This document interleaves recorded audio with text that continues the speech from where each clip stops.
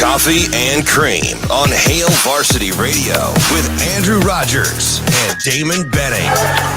Dredd is a new career high in points. Working on 11 points, and he dislodges to Lon Cooper for a dunk.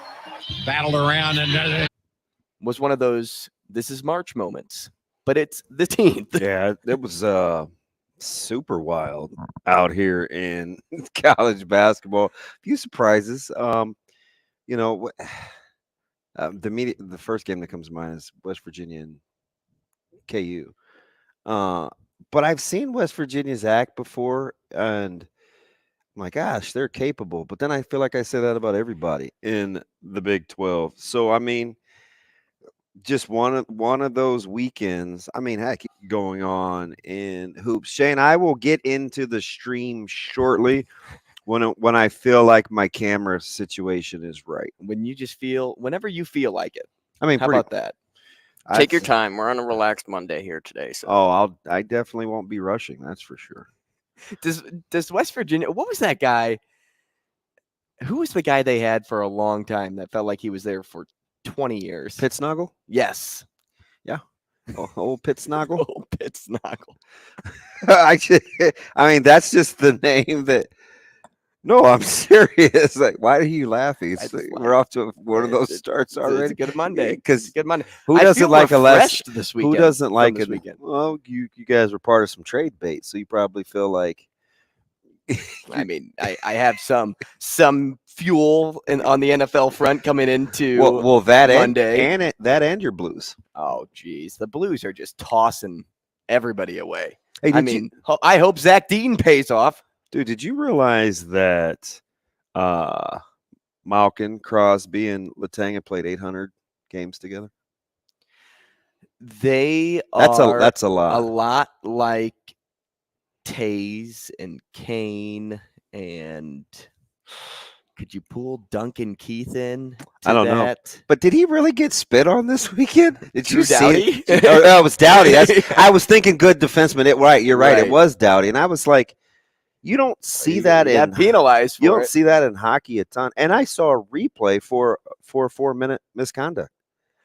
How big was the loogie? So there were a couple of different. Those were two different instances that I saw in the NHL. Because you know what I think? There's two sports that I think do replay better than just about anyone else.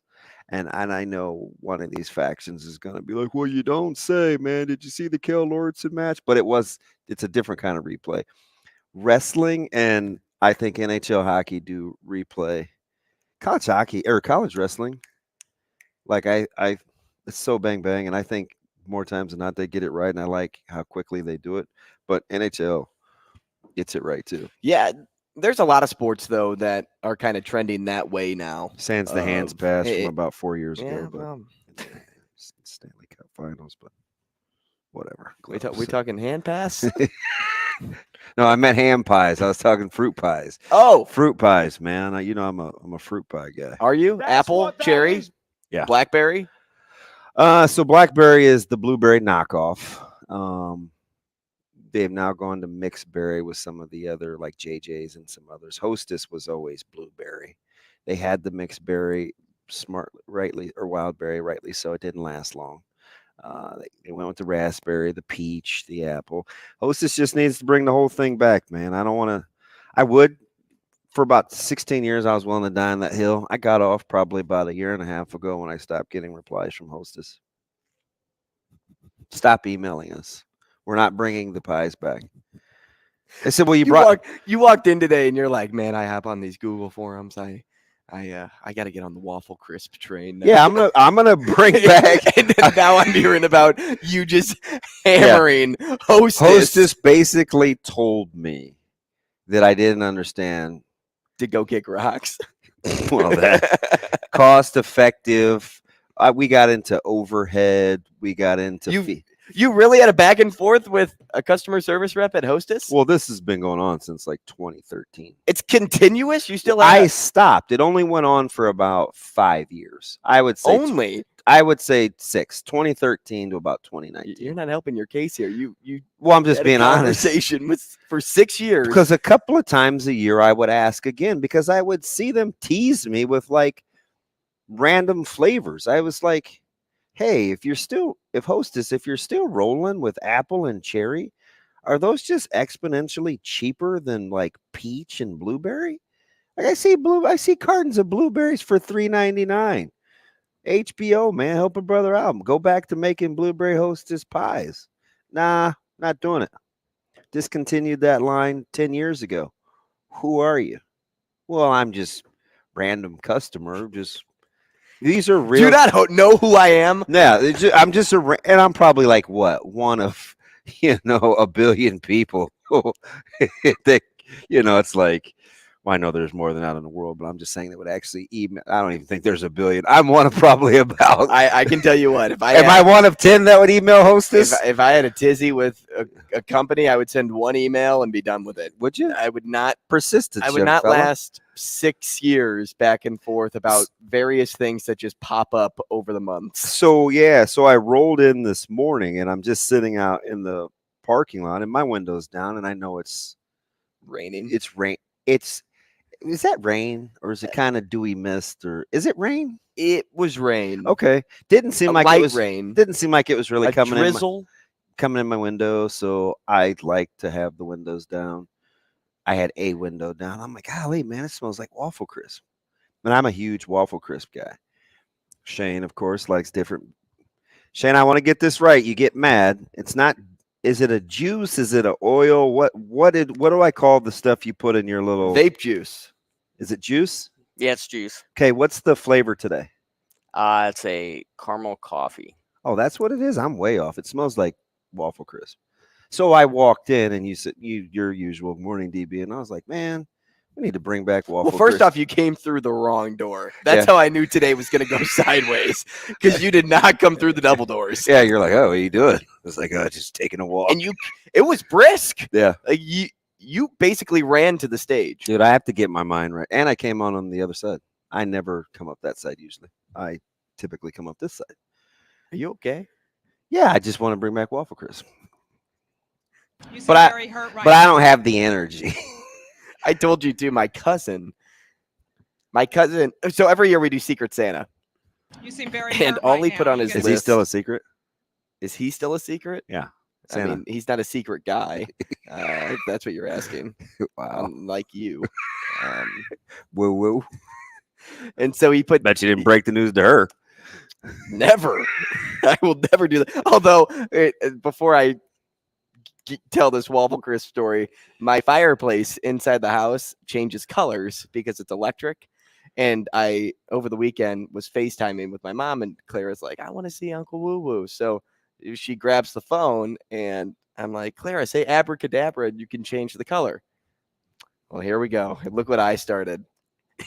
She's abracadabra, abracadabra, abracadabra, abracadabra, abracadabra. You're like, what? Day and a half later, I'm talking to my mom on the phone. Clara, I hear her in the distance, abracadabra. She's like, I want to do abracadabra. I'm like, oh man, look what I started. Completely off topic, but waffle crisp. He put it on a Secret Santa list, and that's all he wanted. So my other cousin who had him just hid boxes of cereal around his house. All waffle and made crisp? him track it down. All waffle crisp. He opened every box up, and it was just. Is that Kellogg's? I think it's Post. Is it Post? Yeah. It does seem like a Post thing because doesn't Post do like those corn? Yeah, I think corn puffs, I corn think pops? I think it's Corn pops. I think it's what it Post. is. I don't know why they got rid of that cereal, but it was fire.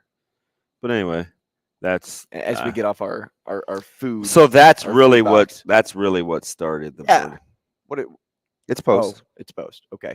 Yeah, I thought that was corn pops when I was looking over at it at first. fire. Well, another Now email is being sent today. They're now calling it a nostalgic breakfast classic. You could probably get that off of Amazon in bulk. Yeah, I don't know.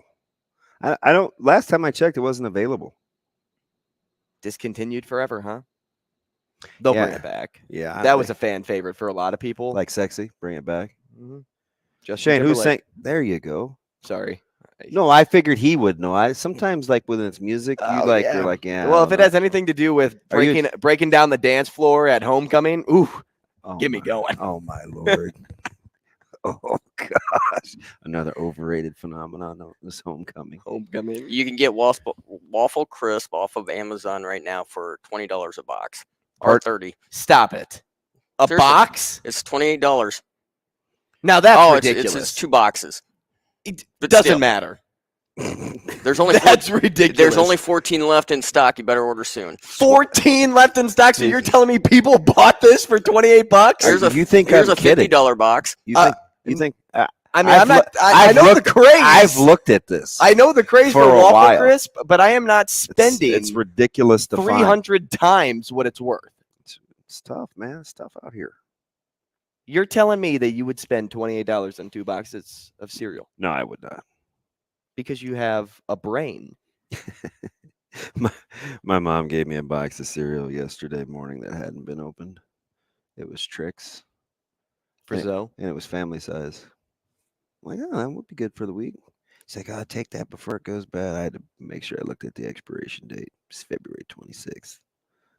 If it was sealed, that should be fine. And it was. Yeah. It was. I spent a lot of time with her yesterday. It's very therapeutic.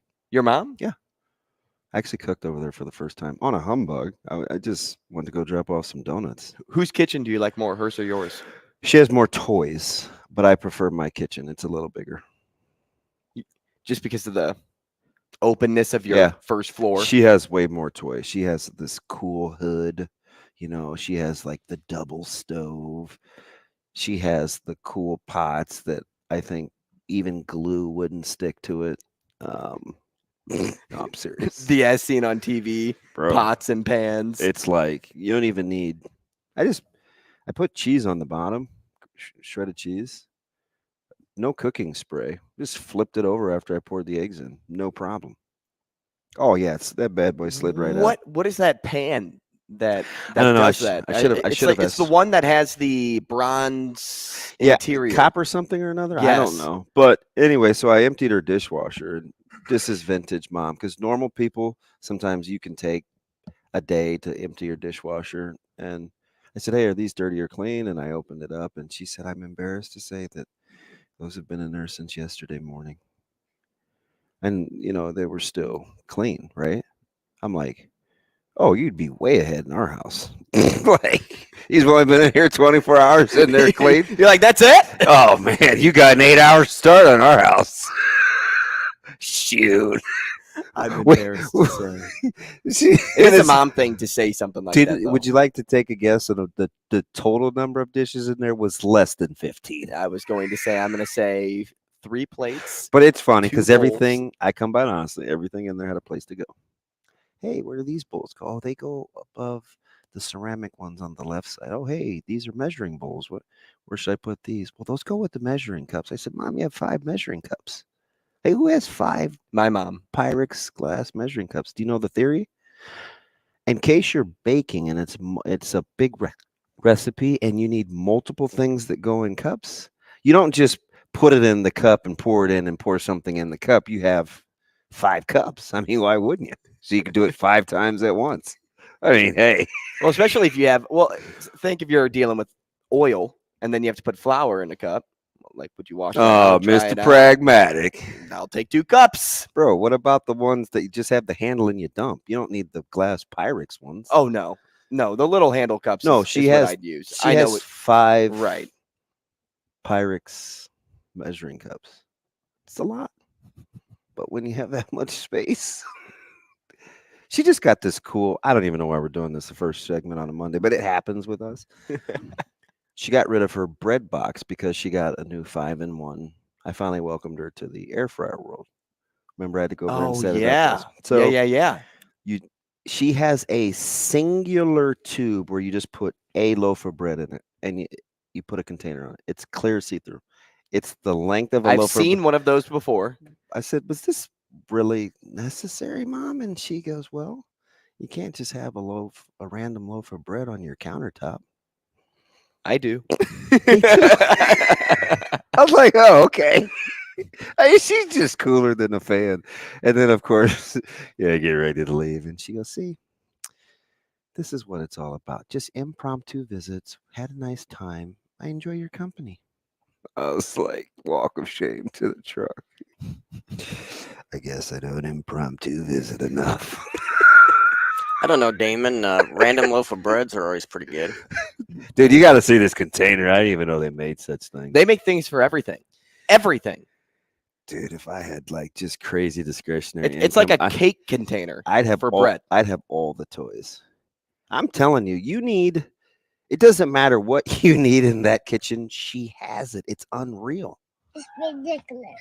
Dude, her kitchen scissors you could use in surgery. I'm like, what do you use these once a year? They're so sharp. I sharpen mine once a week. They're so bad. I don't even sharpen mine. Oh, I have to.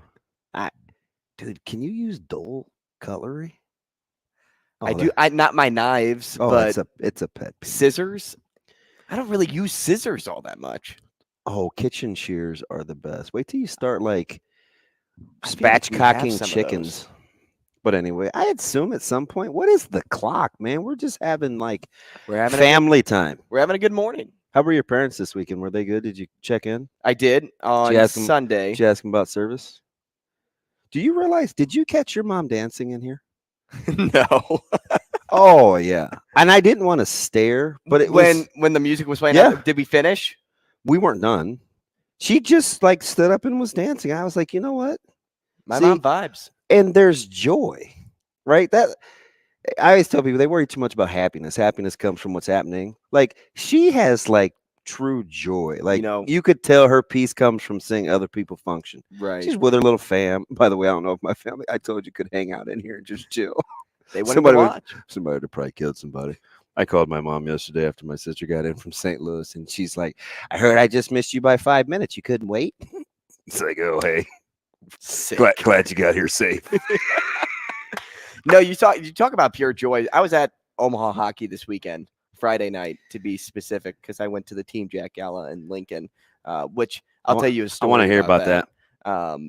But at the Omaha hockey game, there was a little girl. I ended up meeting her, age 9, 10. Her name was Ariana, but she was wearing St. Cloud State gear. Yeah. But she was in a cheerleading outfit.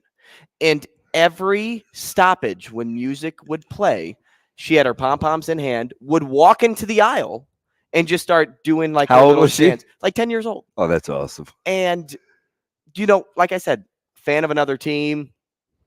But I was talking to some people upstairs because I like to give a puck to a kid every single game. It's just something that I want a puck. I can get you Show a up puck. and you get me one. Yeah. Well, I'll give it to Zoe, and then you can take it from her. What if I want to bring her? Then I'll give it to you because you are a child. But I give a puck to a kid every single game. And I saw her, and I was talking to people upstairs, and I said, "Do you see that little girl down there?" I said, "She's wearing St. Cloud State gear. But I think I'm going to give my puck to her." And they're like, "Oh, okay." Like kind of like confused at first. And I'm like, because people don't understand the courage and the strength it takes to actually do that at a big arena in front of all these people and just not have a care in the world, because she's having fun. She's doing her. And I love that. Yeah, I'm on this whole life is too short thing, especially after spending time with my mom. And Severe tweeted out that the famous TikTok of the parenting advice from the mom when she was like, "Let her wear the dress." Did you ever watch that? I'll send it to you. But wear the dress. The moral of the story is, hey, let your kids kind of experience joy being kids, like, because you never know when it's going to be your last day. She unexpectedly lost her sister. So anyway, it's kind of a woo moment. And then the other thing was, I always go back to the worst, best episode of This Is Us, where Randall lost his dad to cancer. And I'm weird. Like, I've watched this probably 30 times. I just watched it 2 weeks ago at 2:30 in the morning on YouTube. I just wanted to see that sequence one more time because I'm a glutton for punishment. But anyway, his dad says to Randall, he said, "Grow your hair out, roll the window down, play your music loud." Like, as if because Randall's pretty uptight. And I just got I'm just kind of on that whole misery is an option thing, man. Like, just keep it moving. I had a great talk yesterday afternoon with good buddy of mine who you know DJ Rizak. Mhm. Anyway, great love yourself kind of talk. Is probably 35 minutes. It was supposed to only be 5, but anyway, his kiddo's got another offer. But so I'm in this like kind of embrace the moment kind of thing, which leads me back to the sports weekend where you had so many things come down to the wire and the McCaffrey stare. There were just so many things in sports that happened this week. Dylan Raiola just soaking in the moment. Some people roll their eyes. They're like, oh my God, the red carpet, blah, blah. I'm like, you know what, man? Like, relax. Just relax. And I don't know, Let man. people have their fun. This sports weekend was, I don't know. It just seemed like it was one of those weekends where world and sports collide again, which I always try to make it do in talk radio. I'm a big, as you know, right? This snuck up on you. Real life sports thing. Real life sports. Where's the intersection? It's kind of a good way to come full circle with 90th this and whole Dodge. conversation we just had is bringing your everyday life to sports. It's just, I was listening to Max post game after the Villanova game, and at some point, you just have to tip your cap, right? Job well done, good and faithful servant.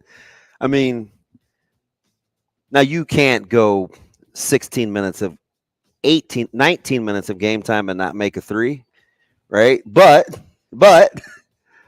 dude, Dixon he came to play. He right? balled. It's just, Minnesota. How nervous were you playing that 7.5 for Nebraska? I know you were. Don't worry, they had your back. Exactly. We'll get into college basketball talk next, and we'll set up the show too. Stick with us. Rogers and Benning will be back in 5 minutes.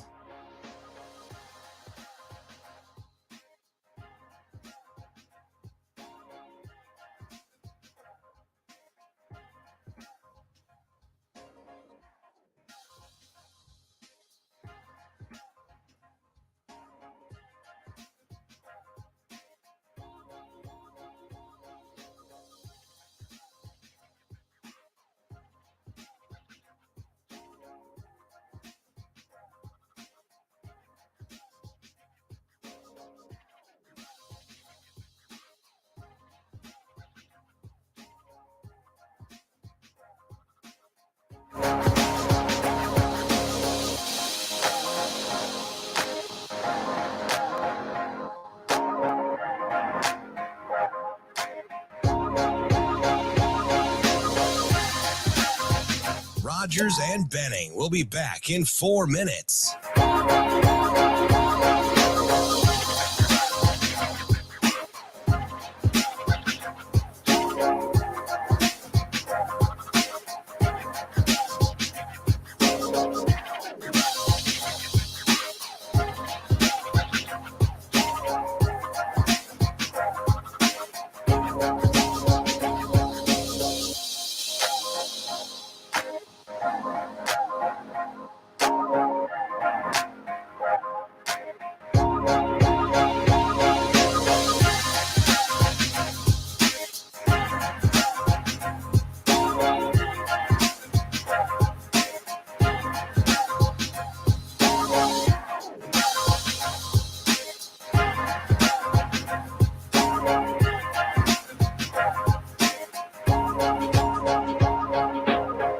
Rogers and Benning will be back in 3 minutes.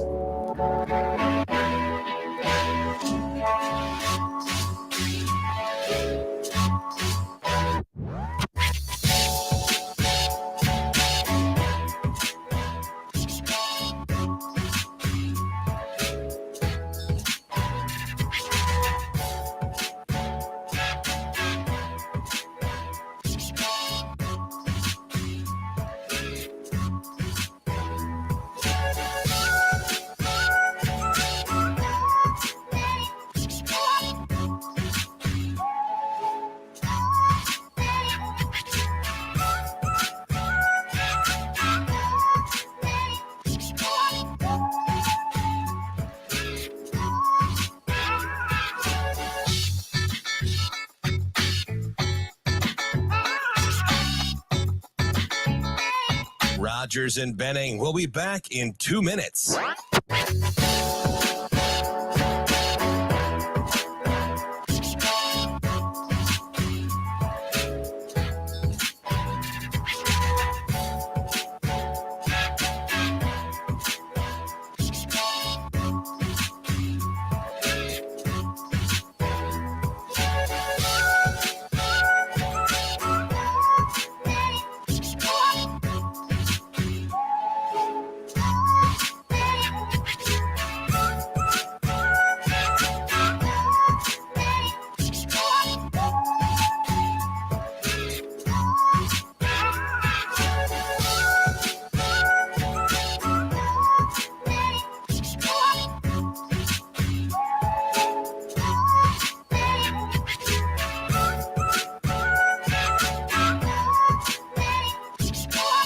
Rogers and Benning will be back in 1 minute.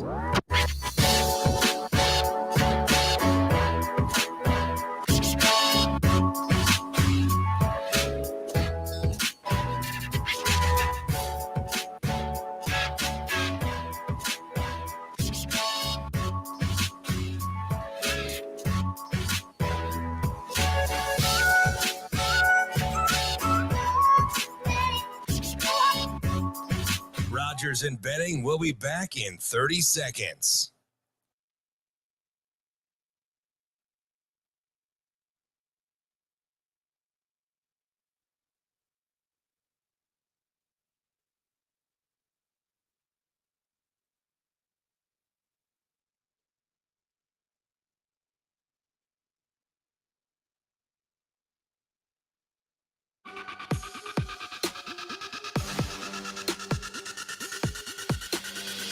Coffee and Cream with Rogers and Benning on Hail Varsity Radio.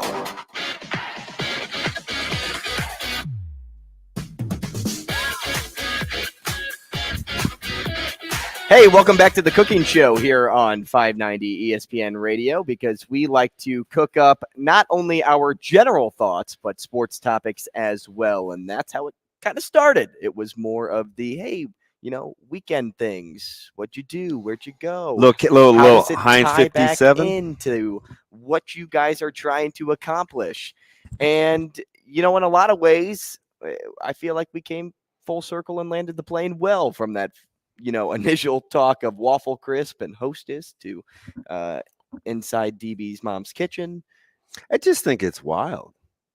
It just reminds me of like a grocery store. I mean, that's what the kids think it is. Oh, grandma's place is Yeah. the place to get the good stuff. Yeah. I feel like all grandma's places are like that, though. Need paper towels? She's got 2,000. You need foil? She has 60. You need toilet paper? She has 226 My million grandma has rolls. a ton of things in her basement. Ton of things. I'm like, how many spoons do you need? But you know why she has all that stuff? Well, for one, you know, low key, you could think that she's a little bit of a hoarder when it comes to certain like tangible items, but it's a great so-called free yard sale for all of the grandchildren to come over and be like, hey, I need a toaster. Grandma's got 4. It all started because my kiddo played on Creighton's campus at the fitness center, which puts me right next to Pettit's. My mom has an affinity for apple fritters. So I called and I said, hey, do you want me to run you any donuts out? Like, I'm right here. I always say by the good one, the original downtown location. I probably shouldn't say that. Sorry, Pettit's. And she likes apple fritters, so I ran her out some donuts. And then hour and 45 minutes later, just chilling. Now I'm counting stuff in her kitchen. But anyway, man, I wanted to watch because usually there's a good 11 o'clock game on, and yesterday I wasn't really vibing early with what was going on in college basketball. It didn't get good until late. By the way, I'm pretty disappointed in Northwestern and Maryland too, by the way, because I need Northwestern to win some meaningful games on the road. Now, I don't really need, but it would be nice because I kind of worry about the Big Ten in postseason play. But by the way, did you set your alarm for Dylan Raiola's announcement? I did not. Why? I know a few people that did. Why didn't you set it? Because I knew what was going to happen. I knew what was going to come. There was no way that he was announcing where he's going. But have through you? that Hey, account. listen. Have you seen all the crystal balls? Though I have seen the crystal balls. Are- I have seen are you a similar believer? posts before. Are you a believer? In Dylan Raiola coming? Yeah. I told you for the longest time that I wasn't, but I'll tell you what. This is what I thought about when Husker Nation was chanting his name at PBA over the weekend. I thought one of like 4 things here. The first that I thought about was, gosh, if I'm in Dylan Raiola's head, this state loves themselves some Huskers. And then It just dawned on you. No. And from the stance of, hey, even when the program is Not very good, they just sold out a crowd against the worst team in the Big Ten. Okay. And then, it's like, okay, what a turnaround this basketball program is undergoing. And then it's like, man, if these fans are excited about 4 straight in basketball, just think of what I could accomplish on the football field in front of 90,000 people. And like, how crazy would it be? Multiplying 15,000 inside PBA. Times putting 6. them inside of Memorial Stadium. Like, I could see myself there. Him just being around Nebraska almost makes me think that because things are on a high right now, it's a little bit contagious when it comes to the energy he's picking up on. So I will sway my viewpoint from an initial thought. The recency bias of me saying, hey, he'd rather go to a contender, which I still think is a good possibility. Don't buy in totally. But I also don't think he's completely playing Husker Nation by showing up to things like this just to come to Nebraska to see his uncle. Yeah. Well, here's the thing, though. Why do you think he didn't originally tell people he was coming, though?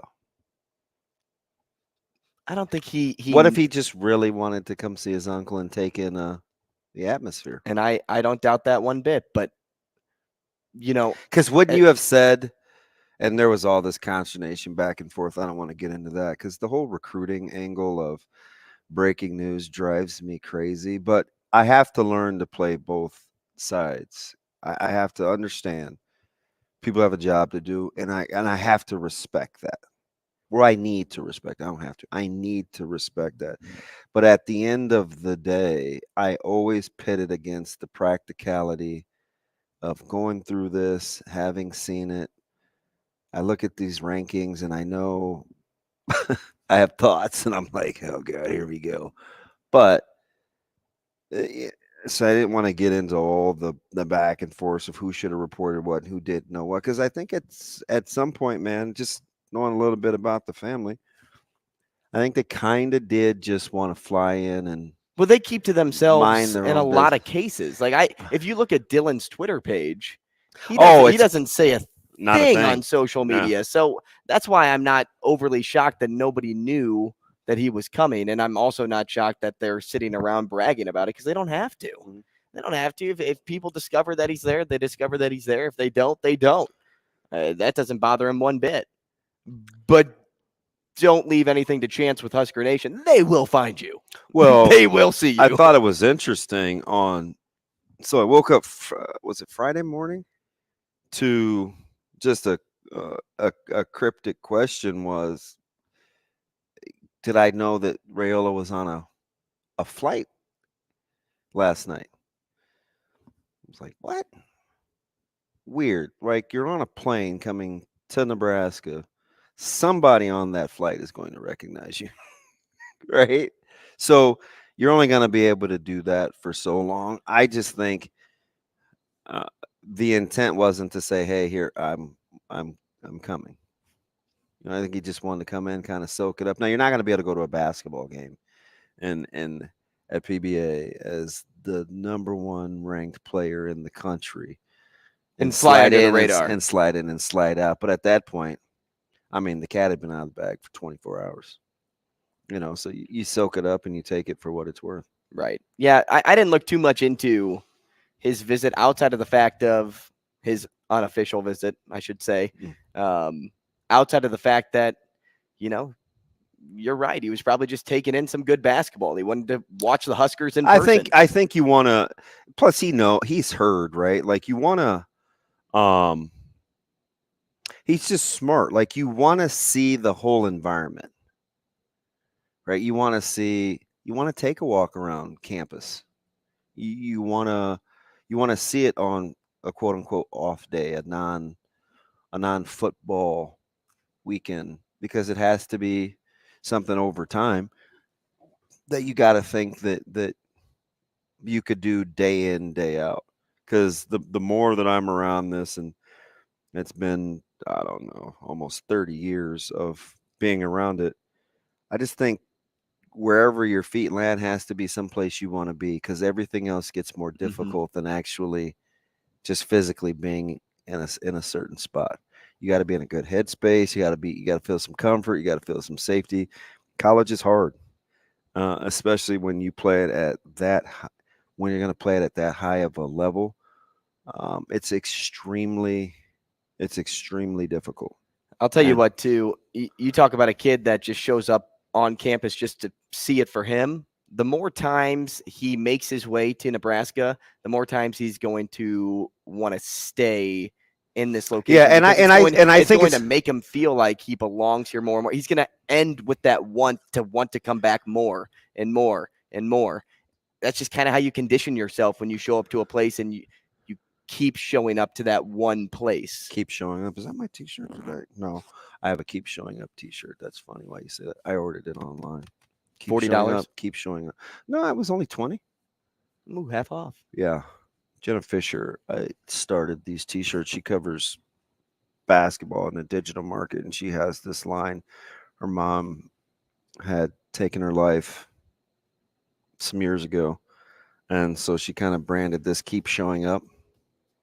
Keep showing up, keep showing up. And I was like, I need that. But anyway, another side note of maximizing in the day. I'll try not to keep coming back to that, but I might, because it's what's on my heart. Dylan. That's what he's going home with. We'll talk about that when we come back to keep showing up. Did we set the lineup yet? Not yet. Goodness gracious. That's what we do. Man. We're all over the place. But we're happy to have you with us, and we hope that you stay with us. Rogers and Benning will be back in 4 minutes.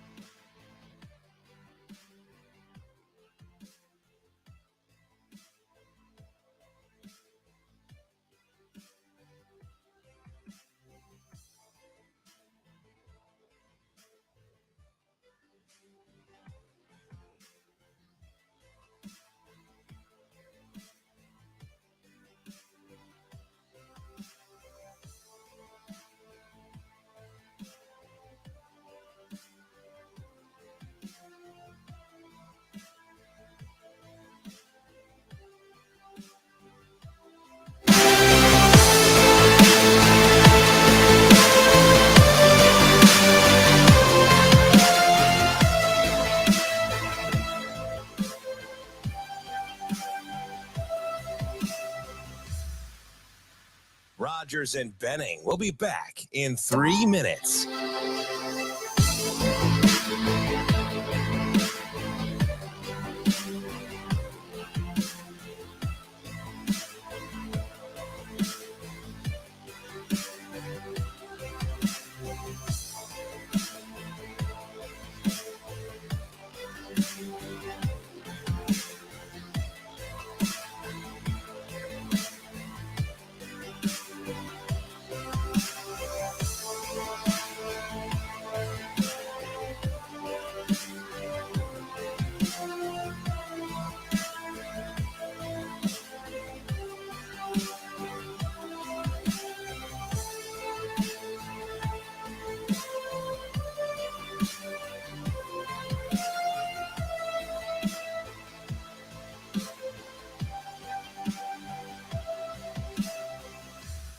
Rogers and Benning will be back in 2 minutes.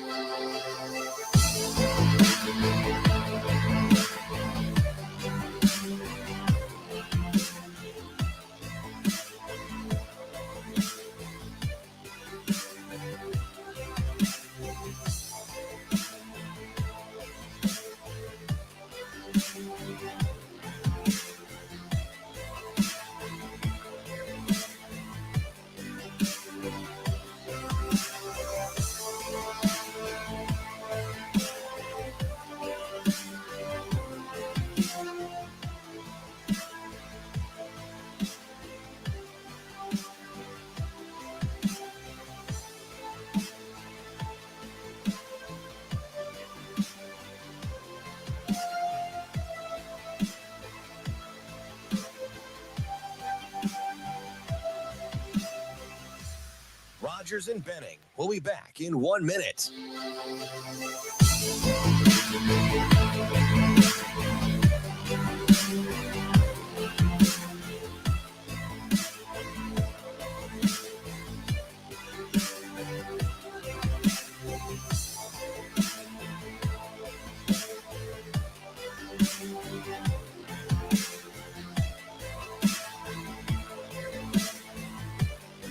Rogers and Benning will be back in 30 seconds.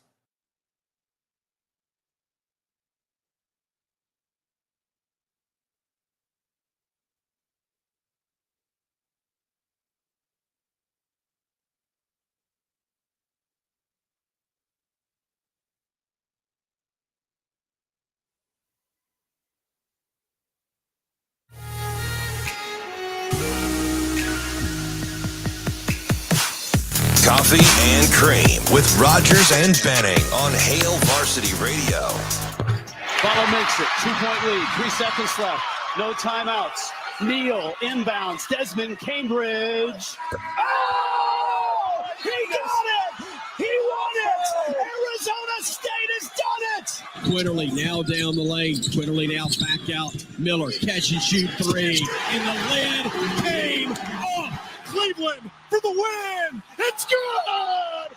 Matthew Cleveland stuns Miami! What a weekend it was in college basketball. We are talking to C.L. Brown right now. We'll get into conversation with Sam McKewon right around 8 o'clock. At 8:30, we will get back into maybe a little bit of baseball over the weekend, and then we'll get back to Nebraska football and recruiting toward the back end of the show. But as we welcome in C.L. Brown now to the show, he's the UNC beat writer for the News and Observer. C.L., good morning. Good morning. Hey, good morning, man. Welcome back. You were in the middle of travel, huh? I can hear the airport. Yeah, I'm going through Atlanta, so I'm gonna get to a quiet space in 1 second. Hey, how about this, CL? What better typifies the ACC than what happened this past weekend with Carolina over Virginia? Florida State goes to Coral Gables and gets Miami. Is there anything more ACC than the topsy-turviness of what happened this weekend? You just never know. Yeah, and what's funny is I've heard a lot of spin from the coaches to talk about the competitiveness of the conference, but that still doesn't make it good. You know, like there's a lot of pretty average basketball teams in the league this year. It's another down league as far as the talent as well, which it just kind of lends to games like we had this weekend where you know, you never know what's going to happen. Not too long ago, two blue bloods, Kentucky and UNC, were both at serious risk for missing the NCAA tournament. Kentucky has lately sweetened their path by compiling wins, but UNC only has Virginia to talk about. How much work do the Tar Heels need to do, in your opinion, to find a way into the 68? Well, I think first they can't lose tonight. You know, Florida State would be a horrible loss on their resume, and right now they don't have any bad losses. All of their losses are in the top two quads in the net rankings. And then I think they got to get Duke at home, you know, just to feel with a little bit more comfortable going into the ACC tournament. But I imagine they would probably end up having some work to do once the ACC tournament comes around too. Like they definitely couldn't afford a first round loss, and they're going to be playing on Wednesday because they're, you know, not going to finish high enough to earn a double bye in the tournament. So I would say if they get to the semifinals of the ACC tournament, they're in for sure. But they at the very least, they cannot afford any bad losses, you know, en route to Selection Sunday. See, how do you explain Miami? I like Wong and company. They can score. They do. Carolina. Remember, I'm the unabashed, diehard Tar Heels fan here. I watch the ACC up and down. How do you explain their inconsistency? Because when they're going, They remind me a little bit of a team like Illinois, who everybody seems to love in the Big Ten when they say, well, if they're hitting on all cylinders, then they fill in the blank. I kind of feel like Miami is like that. Yeah, I think Miami's been a little bit more consistent than that. I would point to the reason why they lost, this Florida State game was because, they won the first meeting in Tallahassee by 23 points or something. And so then they're up 25 in this game, and they thought they could just put it on cruise control, especially given, what kind of year it's been for Florida State this year. And it just, Florida State just snuck up on them. But I really like Miami, like you say, too. And I think for my money right now, I think they're the best team in the ACC. I know Pitt is in first place right now and everything, but I still would give that nod to Miami, especially when the NCAA tournament comes around. I think they could be another, have another Elite Eight run in them. Speak to Pitt. Do you think they're a product of good luck and maybe a little bit of easy schedule while other big juggernauts are kind of on the tailwind? Or do you think they're actually as good as they are being the top spot right now in the ACC? Well, I think they're tough. I mean, they have a bunch of experienced guys, a bunch of older guys, 24, 25, even in some cases. And it took them a while. They took some bad losses early too. But once they kind of got into the flow of Jeff Capel's system there, they're a team that I wouldn't want to play against either. I think they got away, they only got Virginia at home. They only had Duke once, and that was in Cameron. But they had Carolina twice. So it hadn't been just, a total skate schedule. But that's what I hate about these unbalanced schedules in these conferences, because you never really can tell if it's just somebody coming up off of a bad schedule or if they're really good. But I think Pitt is legit. As a matter of fact, I ranked them for the first time this week. This morning, I'll see, when the actual poll comes out later this afternoon, we'll see if they made the actual poll. But I have them in there for the first time. CL, I was just having this conversation after one of the high school basketball games with a Dookie fan, and he coaches, he loves the sport, he loves Duke, and I said, I have to admit, man, even as a Carolina guy, that's one team that is trending in the right direction, in my opinion. I think they've won 3 or 4 in a row. They're healthy. It seems like they have their rotation under control, man. What do you think Duke's ceiling is, even though they've been so bad in quad one games? Yeah, I mean, I agree with you. I think they are, now the 4 games they've won, they've been against teams they should be. Correct. So I don't put a whole lot in that, but I do believe that they are starting to all come together. They are finally healthy. Derek Whitehead is shooting, he's shooting at a high clip from 3 now, and that's kind of what they didn't have earlier in the season, a consistent outside shooter. And I like Jeremy Roach, what he's doing. He brings that stability. Obviously, March is all about guard play, and, to have an experienced point guard like him, they could do big things. I still want to see what happens in the regular season finale when they have to come to Chapel Hill. They won the first meeting, obviously, with Carolina, but that game was tied, with 3:57 left. And Carolina just didn't make any plays in that, or didn't make any shots for that matter, to close out the game. But I want to see what happens that game for me to be a true believer in what Duke is doing. But right now they are definitely trending in the right direction. CL Brown, UNC beat writer for the News and Observer, on the phone with us now at CL Brown Hoops on Twitter. CL, Saturday felt like a day where you could tweet out this is February instead of this is March. A lot of upsets, a lot of buzzer beaters. What did you take away most from this past weekend? Was it the Fran McCaffrey stare down? Was it the extracurriculars after Xavier and Seton Hall? Fran is wild and out. Hey, I don't understand, CL. Like, why does he get a pass? You're right. He shouldn't. At this point, in 2023, his tirades and outbursts, I just don't think there's a place for that anymore. Because it's basketball, man. We're having fun. People make a living off of this game, and I just think he needs to. The school needs to tighten its rein or something. I don't know. But my takeout of the weekend, I think Purdue, which has been number one longer than any other team this season. I think they peaked too early. Agreed. And they've lost. I think it's four out of their last 6. I think it is, including getting swept by Indiana. I don't think they're going to have a long run come tournament time, and especially because they have a young backcourt. So I think there's a red flag there with Purdue. And trying to think of the other big game from this weekend.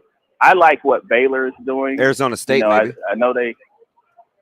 Yeah. Arizona State probably played their way into the tournament with that last second win at Arizona.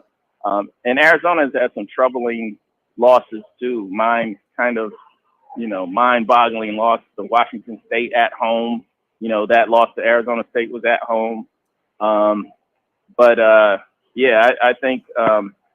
I think Baylor is one of the teams I'm probably going to put a lot of chips on come tournament time. I think they're also headed in the right direction. See, I'm going to get you out of here on this. And I joked a couple weeks ago, because I've been on kind of the Northwestern hype train in basketball. And I said, but I'm a Carolina fan. And I said, is there any coincidence Pete Nance leaves, Northwestern wins, Pete Nance gets to Chapel Hill, the shot selection still drives me crazy. And I know Caleb Love is the popular whipping boy. He drives me crazy too.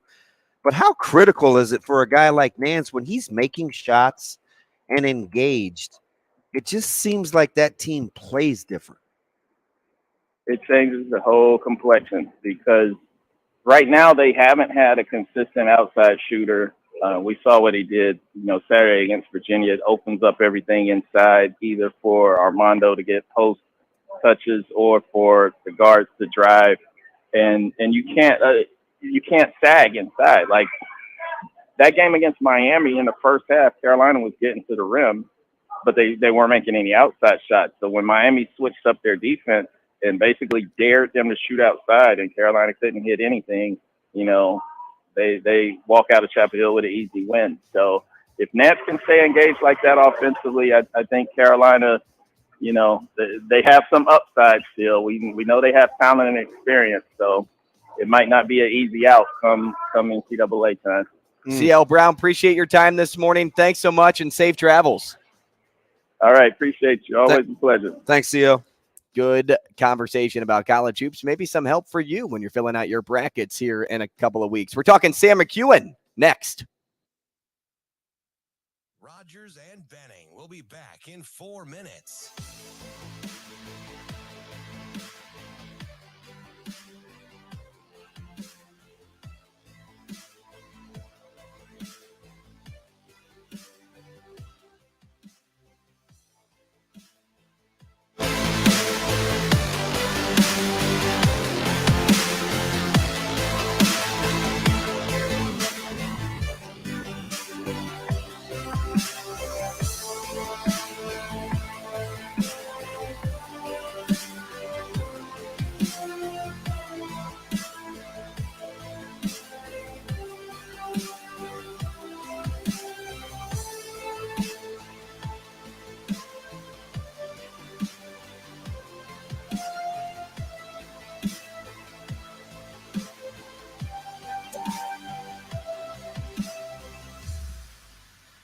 Rogers and Benning will be back in 3 minutes.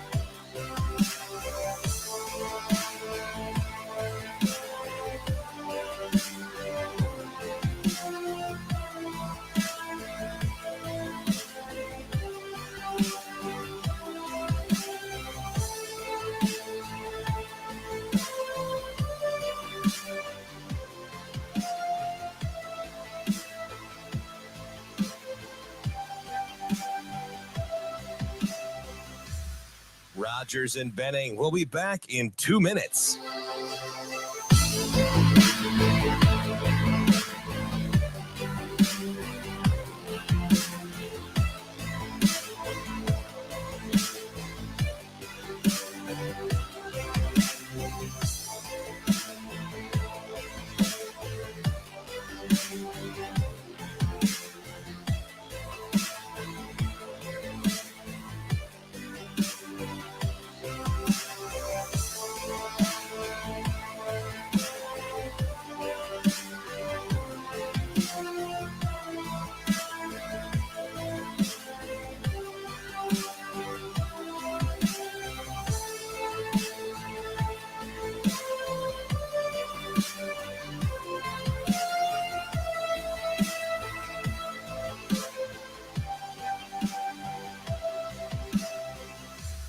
Rogers and Benning will be back in 1 minute.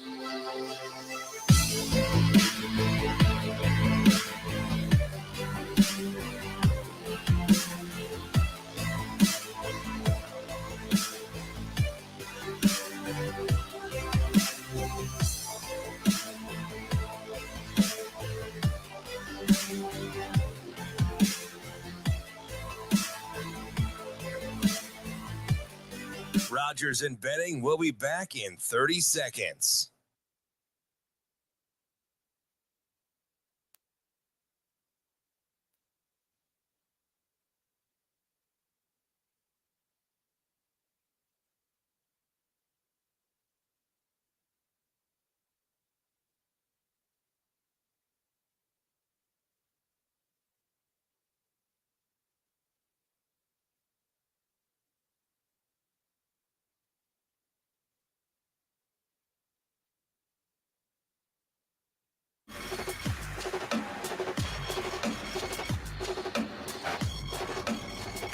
Coffee and Cream with Rogers and Benning on Hail Varsity Radio.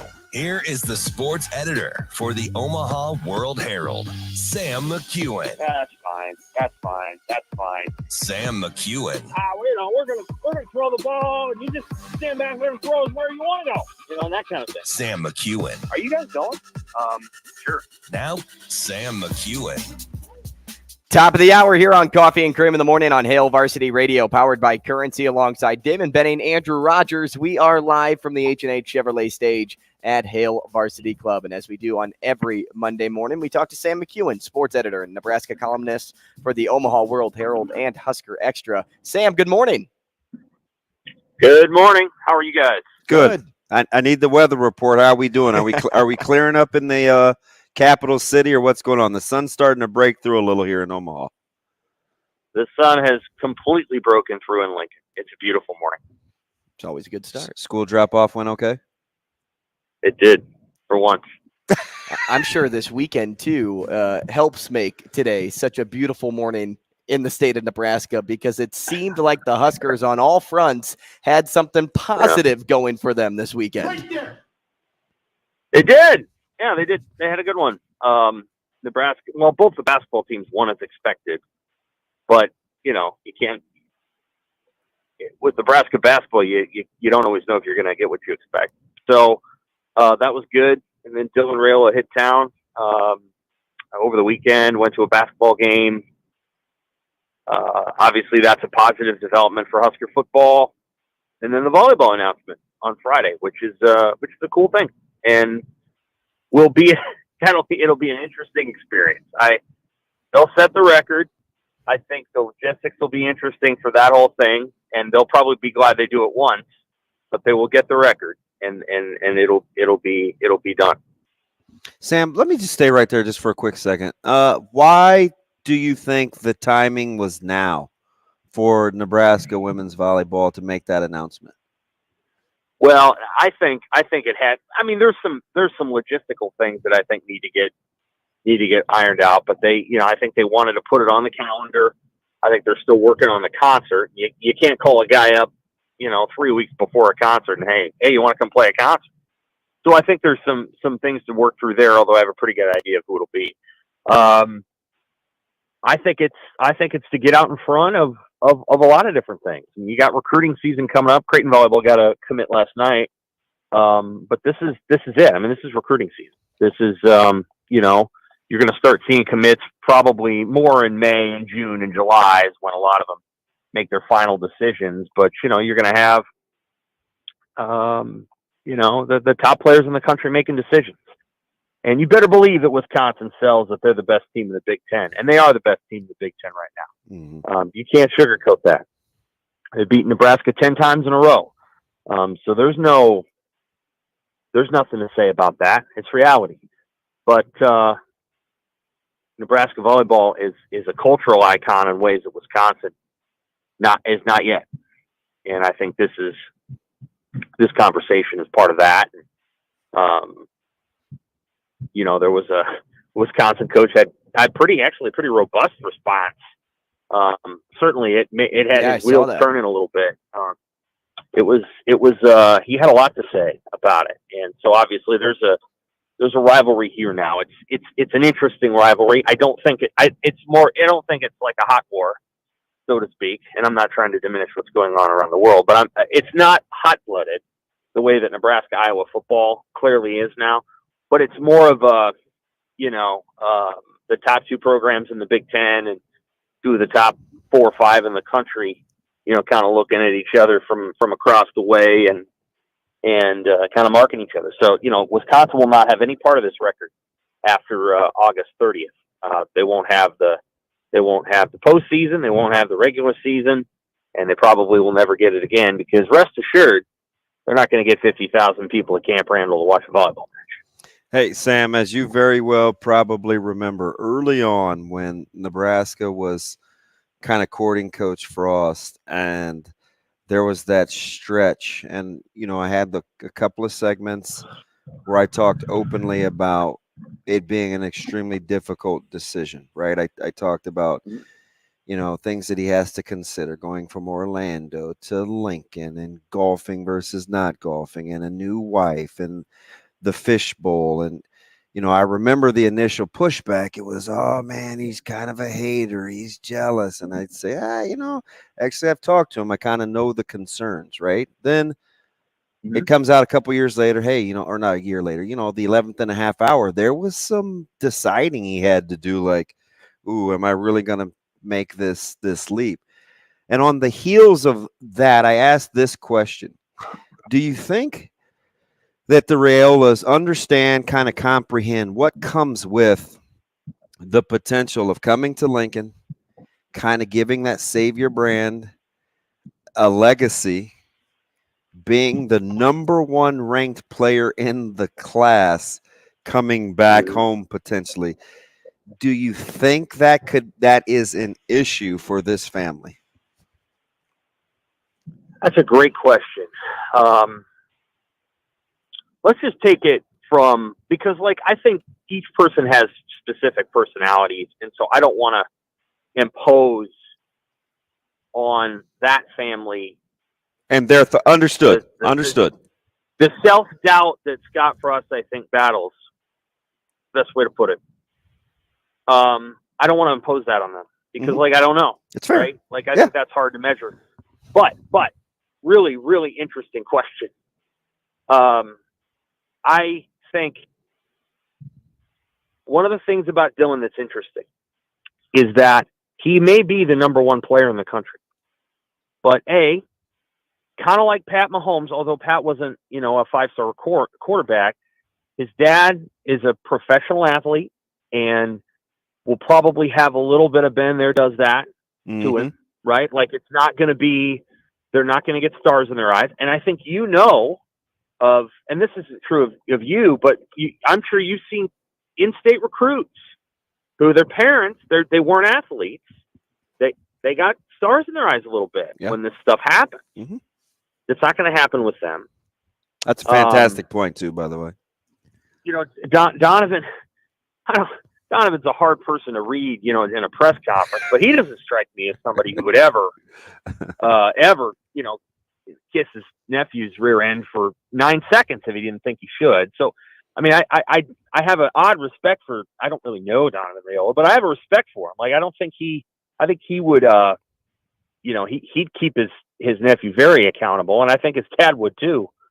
I do think there is one of the things that, he has to weigh out and consider is, okay, you want to play in the NFL. If that's the ultimate goal, very quickly, you're going to have to make honest assessments about, do I get to the first round, playing at Nebraska, and how does that correlate? Mm-hmm. And Matt Rule's going to have, I'm sure, a terrific plan for him. And he's going to be able to say, hey, I took these other two guys and got them to the NFL, and they weren't going to play on the kind of stage you'll play on. Mm-hmm.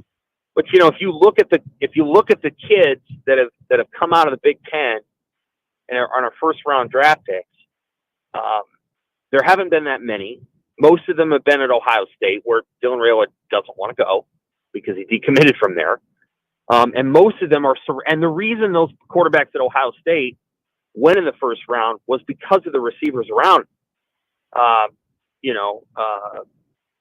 Justin Fields, who I've gotten to know as a player quite well,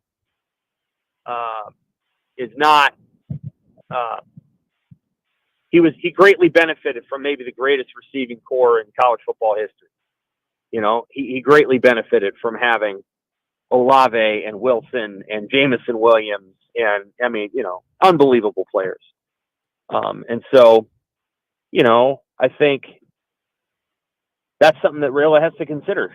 Like if the NFL is the ultimate goal, then, and you want to be a first round pick, can you go 8-4, 9-3, 9-3, 10-2, and do all the things that you want to do? Justin Herbert was able to do that at Oregon, but I think that's part of the assessment. Because if he goes to USC, and I'm not trying to say, he's going to go there and he would be really, really successful, and he's going to be a first pick. He's going to be a first pick because Lincoln Riley will get him there. That's just how it goes. I'm very familiar with Baker Mayfield too, because my wife's a Browns fan.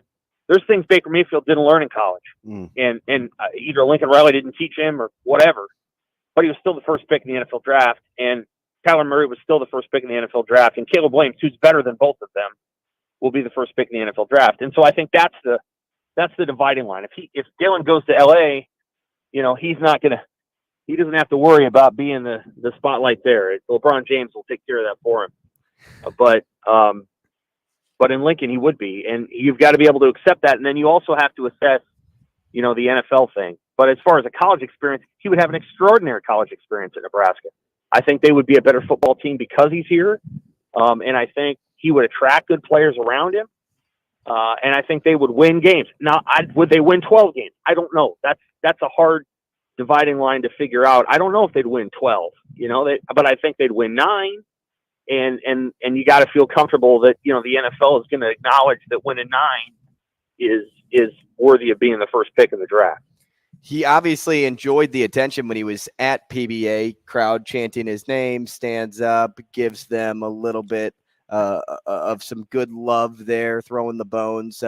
But as he's taking in that game, I prompted this morning. What do you think he was thinking about most as he sat in that chair watching a state that loves themselves some Huskers? Was it, hey, the turnaround of this basketball program is undergoing and the support that they are still getting at their stage? Yeah. Was it hey, man, just think of what I could bring to football if this is what the fan base does for basketball, multiply 15K to by 6 and get 90K at Memorial Stadium? Like, what do you honestly think he was thinking about in that chair? Because we were talking and we're like, man, he just keeps showing up. You keep showing up, and at some point you're going to keep coming back wanting more. And Nebraska's the only school that can do that for him right now.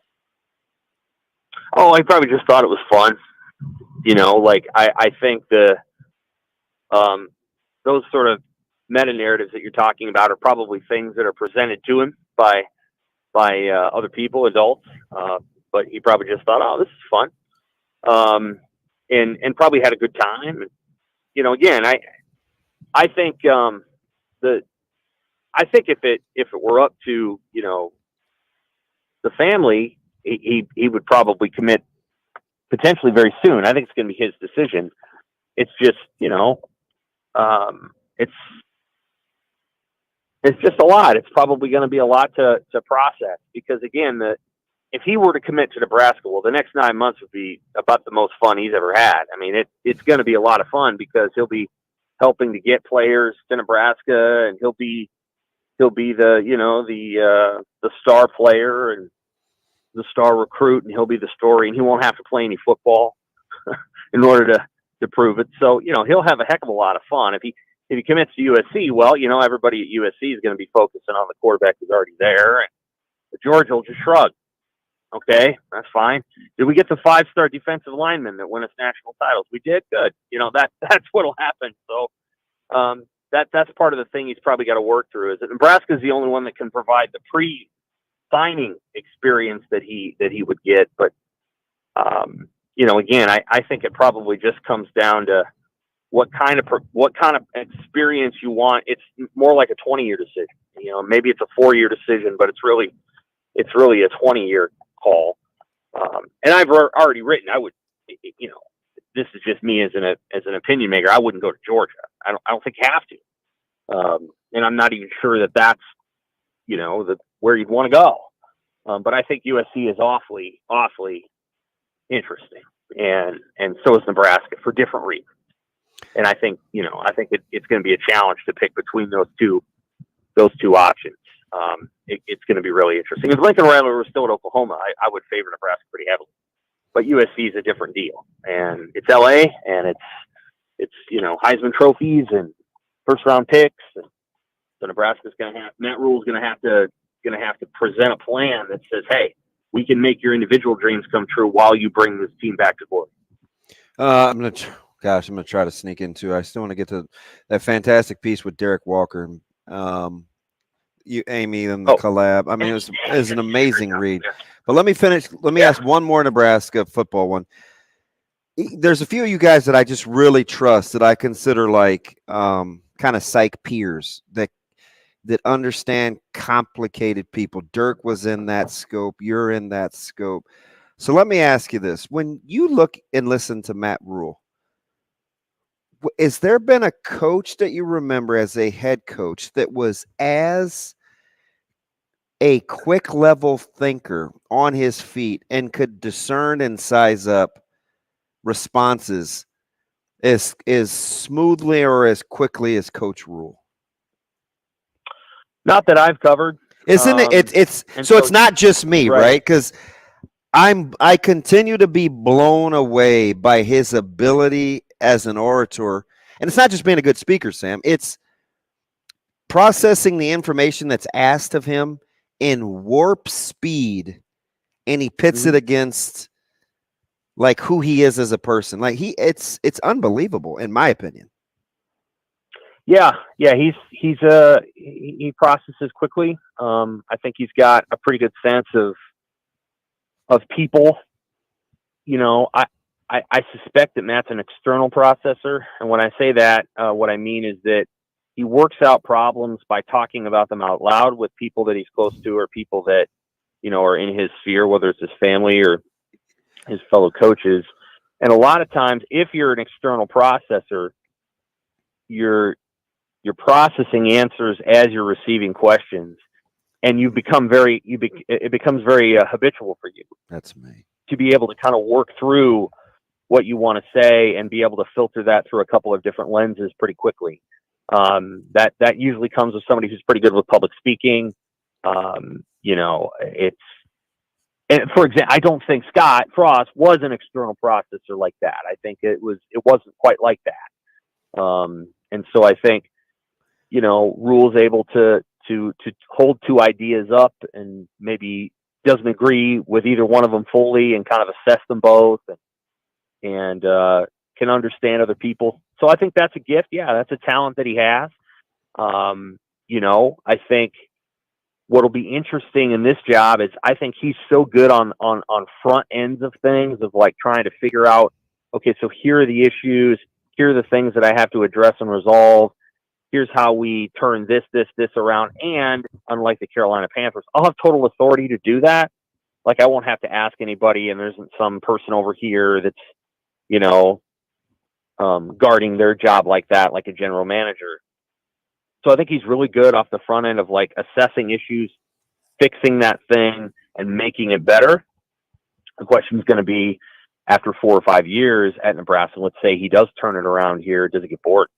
And does he want to see the thing? You know, it's one thing to be able to turn it, and then it's another to keep it where it is, and then do the battle that you're going to have to do against Ohio State and USC and Michigan for decades to come. That wears people out, you know, that can wear people out, and that'll be the thing that I think will be interesting to watch. But no, he's very, very good off the front end of being able to process what you're asking. When, you know, his understanding of what's gone wrong here, and you understand what I'm saying when I say that, his understanding of what's gone wrong here at Nebraska for many years is actually pretty good. He's got a pretty good grasp of it. It's unbelievable. I agree. I agree what with happened the last 4 years. That he was able to, in talking to him kind of off the record, like his ability to synthesize the information and understand the 20-year issue is pretty impressive. Mm-hmm. Like, I'm glad that somebody downloaded into him some good things, because I think he understands the dynamics at play here and does want to try to fix the dynamics at play. And it's larger than Scott. Goodness gracious, it's much larger than Scott. And it's larger than Sean Eichhorst, which are the two people that you'll hear a lot about, you know, even out and about still. And it's larger than both of those people. And so I think he understands that. Well, another home run so far for Sam McKewon in this segment. Sam, let me get you out of here in this, because it was a great piece. And I liked how everything was kind of intertwined with Tominaga and his parents coming back and Nebraska's weekend. And you even found a way to get in my favorite, Jazz Shelley, and the totality of the piece. But I want to focus on. Yeah, Amy did a great job. She's hilarious too. And anyway, 25 years old, man, mature, and his authenticity to say, hey, listen, you know what? I stopped caring. I remember being on a plane, my first trip to West Lafayette, and I was talking to some folks during the broadcast, and I was like, why, if I'm D. Walker, would I come back for another year if this is how I was going to start my season? I remember saying that out loud. I'm like, why would you come back for that, right? If you're going to act like this. And he addresses it. He talks about it. And it's part of Nebraska basketball's DNA for this season. Like, how crucial or undersold even is that his maturation and his growth kind of has his fingerprints all over this basketball team. Yeah, I think that's a lot of why they're successful, is that, you know, Derek freely admits that he's you know, an emotional person, and so like his responses to certain situations may vary based on whether things are going favorably or not on the court. And Hoiberg knows that, I think. So, you know, I think, but his awareness of that allows, I think, his teammates to appreciate the best parts of him and then embrace the parts that can be very difficult. Sometimes he can give a teammate a cold shoulder for a couple minutes. He talked about that in a senior day press conference. Like and Sam Griesel was like, the first time that happened, I was like, okay, you know, and like, it's different. But then, you know, Derek also has a very warm, giving, and sort of you know, deeply generous emotional side too. And that's uncommon with people who are emotional, is they're generous, and then they can also use those emotions to take things away. And so, you know, Amy did a great job. So Amy's a really, really good interviewer. She has the same talent that Dirk has to be able to get out of people what they probably didn't expect to be giving when they go into the interview. And that's part of her talent and her gift, is that she's able to kind of get people to talk and go places that they hadn't expected to go. And I think when Derek Walker walked into that interview, I don't know that he anticipated talking about all those things, but, you know, after an hour of talking to Amy at PBA, that's what comes out of it. And I think it was a really good story. And yeah, that's part of why she is who she is. She's good at what she does. And it was a good story. And you always got to thank the subject, Derek, for being open and transparent, but it's the relationship that the reporter is able to strike in a very short amount of time that makes the piece what it is. She can be disarming and straightforward at the same time. Like, even when we're talking in like the press box, I was like, ooh, I was like, oh, that was kind of cool that she at least asked like that. Like, I can respect that. You know what? She just had she has some gifts. Yeah.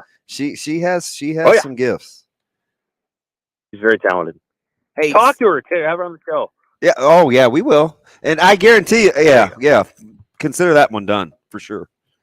we let our guests tell us who to book next. It's happened once, twice, maybe 3 times now. So, Sam, we appreciate you. You can talk about that story way better than I can. But I can. I mean, I thought it was a great one. Yeah. Appreciate it, Sam. Sam, thanks so much. We'll talk again next week. Take care. Bye. Sports editor and Nebraska columnist for the Omaha World-Herald and Husker Extra. That's Sam McKewon, SW McKewon, OWH on Twitter. It's like that you were laughing at me out loud during that interview.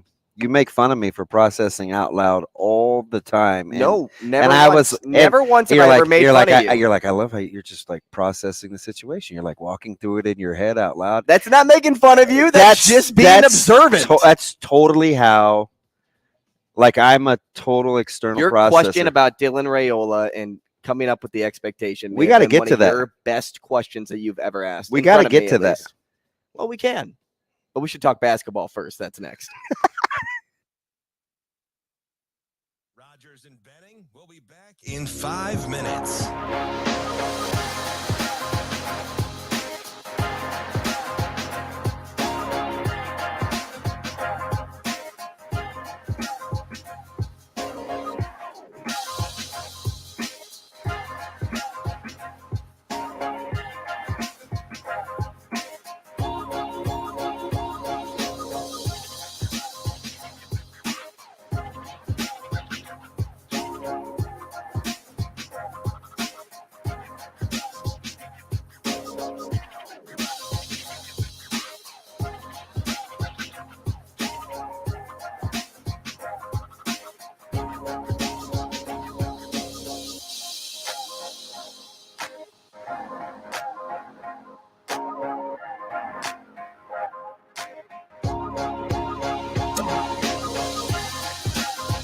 Rogers and Benning will be back in 4 minutes.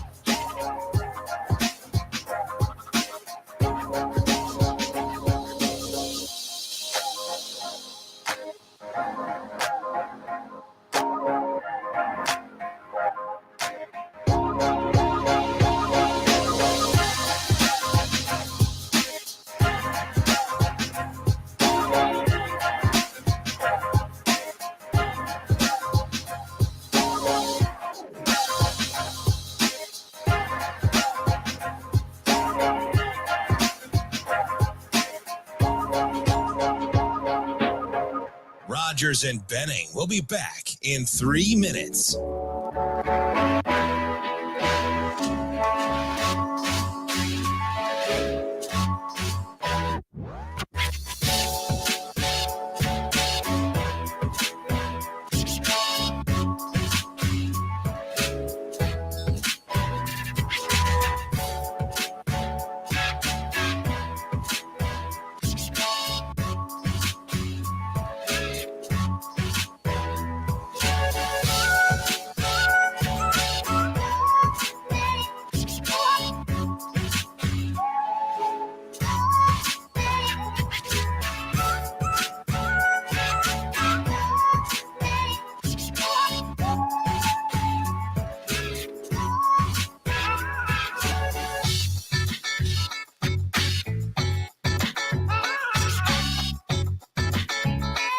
Rogers and Benning will be back in 2 minutes.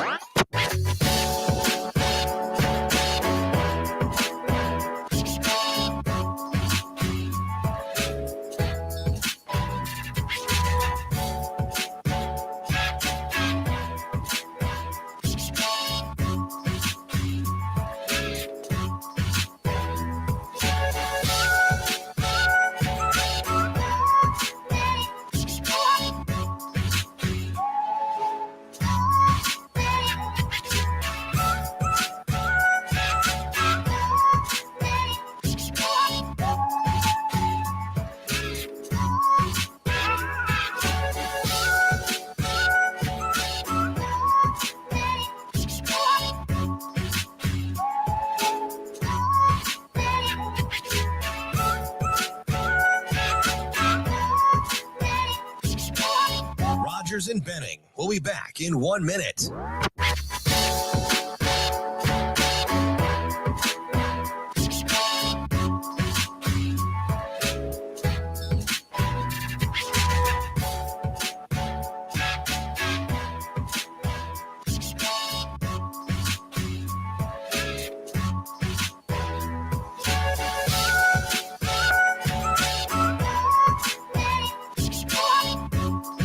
Rogers and Benning will be back in 30 seconds.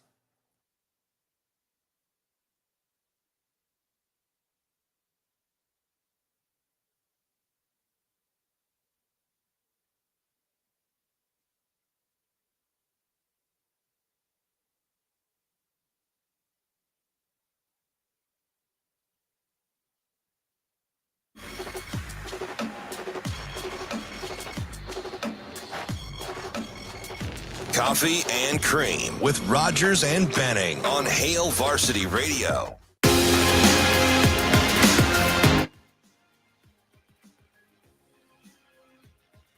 Back to the show, 888-638-4876. If you'd like to get involved, it's Coffee and Cream in the Morning on Hail Varsity Radio, powered by Currency.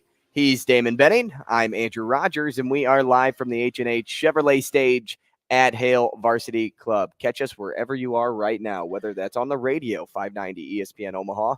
We are live on Twitter, live on YouTube. If you want to catch us in the flesh, like we're talking to you, we have our cameras live, DB, even though we had some maybe a little rough start to the show with your camera. You guys have figured it out. Your I didn't want the relationship is FaceTime back. camera. I get it. I wanted the. I get it. You don't want the chin camera. Is it Logitech or Logitech? Logitech? Is it Logitech?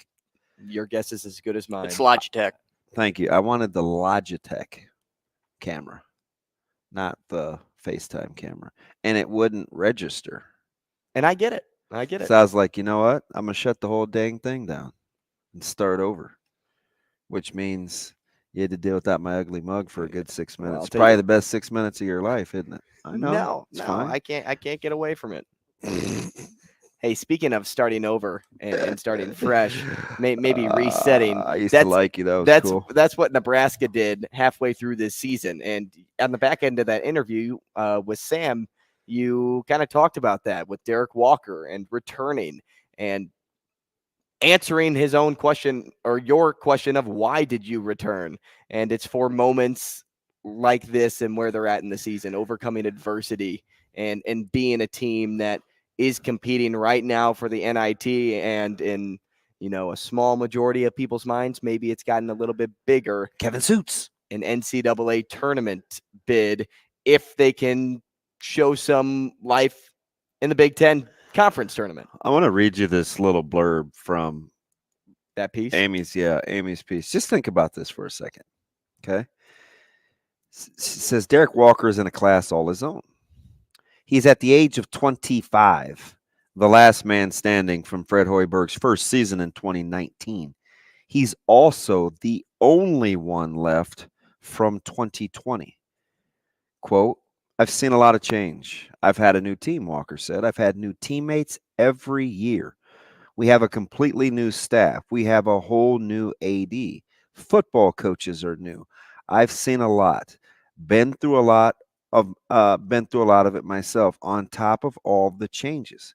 People don't think about that. Me, Luca, and Fred are the only ones that have been here since he got the job. That's 3 people in 4 years.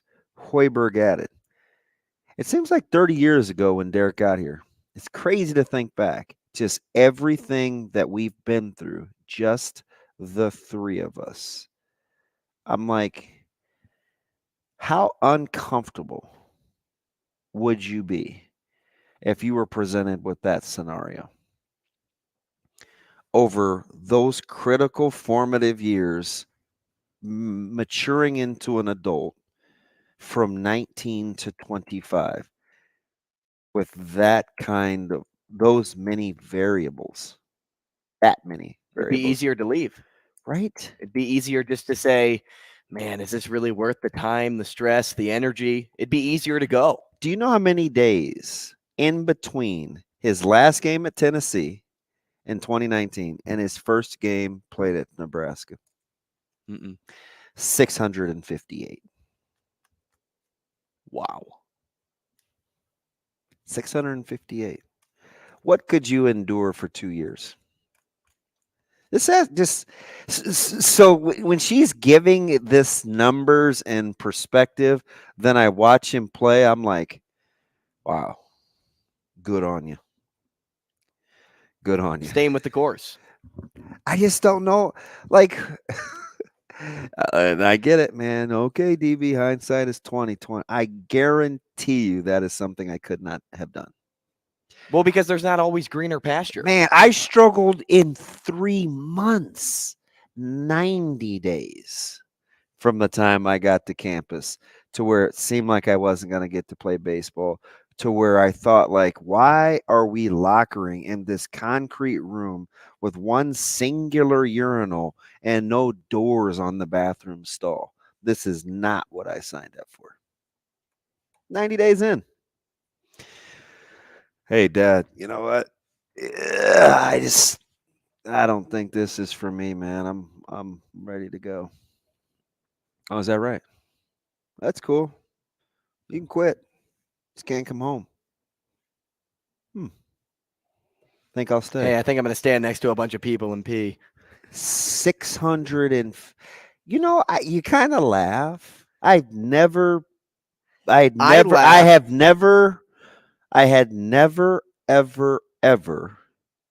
is defecated the word?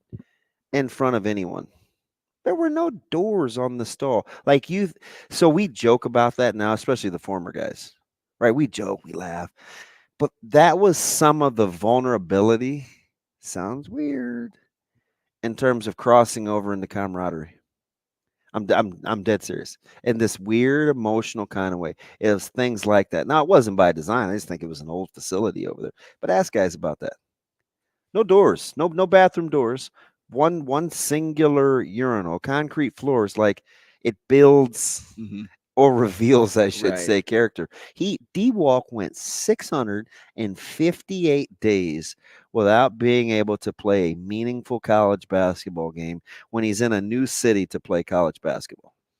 I admire it, man. Like, I just admire, and he was so honest. He's like, you know what? I stopped caring.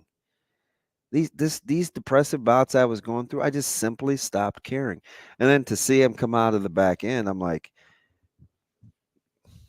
go D-Walk, go Nebraska. I mean, we've been saying that, but it's no coincidence. He's got some high love, high resolve guys. Griesel, Tominaga, D-Walk. Now, there happens to be their 3 best players, but they've all got their own personal journey to tell on why they are what they are. And they're not even close all to the same. Right? They all got that resolve story. You just don't want to have to go through it. Yeah, And that seasoning. Let's be real. That story doesn't work all too much. Oh, man. When you get the guy that, took his own course and then landed here, and you get another guy that took his own course, if they're not relatable, it doesn't work a lot. I remember covering games at Briarcliff over in Sioux City, and the coach would always grab the guy that was either, he had a run-in with the law, and now he's back here because he went from D1 to this school. I know another guy that was like, hey, I didn't get to play at all at this university, so I'm going to come over here because I know I can play here. It didn't work. It didn't mesh the people that he brought there. Now it's more guys you're dealing with, but still it didn't work. It is rare that you take 3 guys with different stories, bring them to one location, and they are able to put something together. It's very rare to do that. I just think if there's a number one ingredient, I just think either perseverance or resolve. And if you want to play semantics police and differentiate between the two, that's probably my first ingredient that I'm starting with in the lab. There just is. I mean, there's such a fine line in terms of talent level. These are older guys in Nebraska's past history, but there's such a fine line between, Brian Knuckles, D'Angelo Evans, and Amon Green in terms of physical traits. Everybody's got a certain physical baseline. It's the resolve. It's staying power. I mean, haven't you worked with like lots of talented people? You'd think, and you're like, man, they seem to have it all, except for when you just put pedal to the metal, and you got to kind of go. It's like, oh, where'd you go? It's just I'm always going to take the result. That's why I'm a huge fan of like Anthony of Rezak, because he's a grinder and he's a winner, and ultimately those two things are going to be the number one thing to give you an opportunity to be successful. I don't care what it is. It's seldom just talent alone. So, and I was reading this article and I was like, number one, I've gotten a chance to know Amy over the last, I don't know, year and some change. And there's sometimes like she'll joke with me or she'll say something and it doesn't, it's not uncomfortable isn't the word, but it's like, oh man, she just went there. And it's very, very quick on her feet. Has that kind of sense of humor, but it's in this weird sort of way. It's disarming.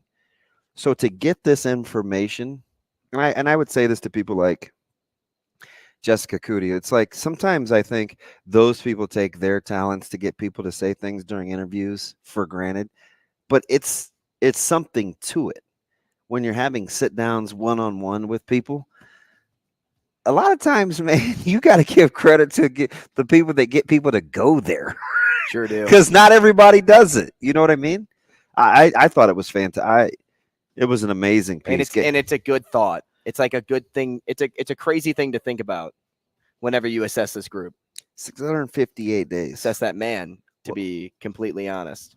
It's all about will at the end of the day. If you have the will to be there, hang in there. You can push towards success. Let's change gears. We'll talk baseball next.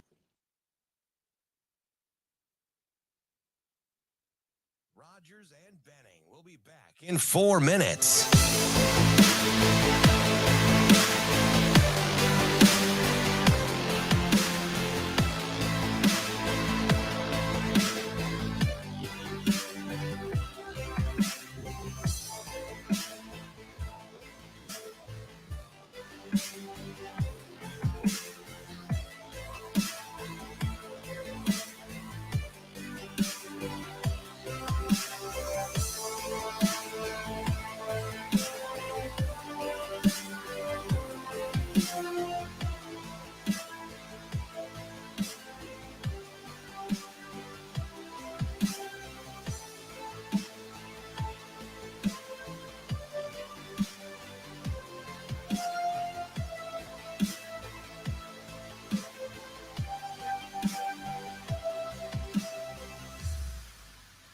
Rogers and Benning will be back in 3 minutes.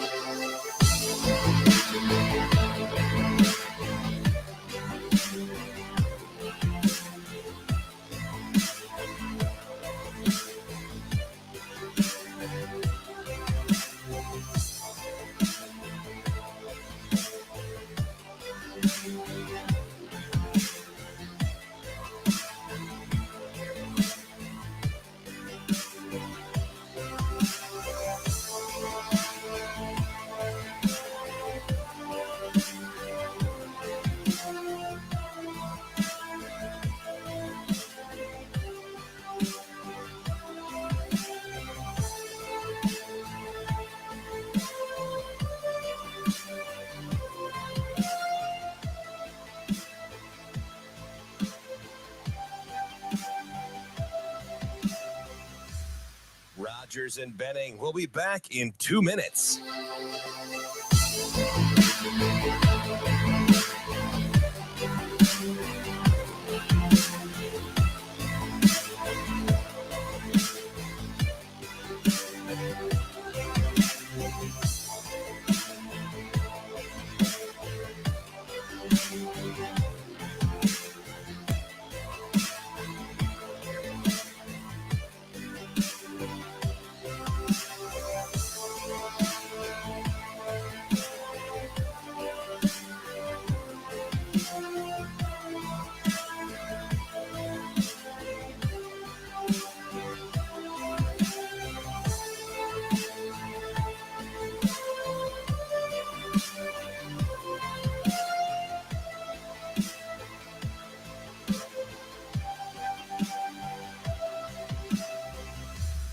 Rogers and Benning. We'll be back in 1 minute.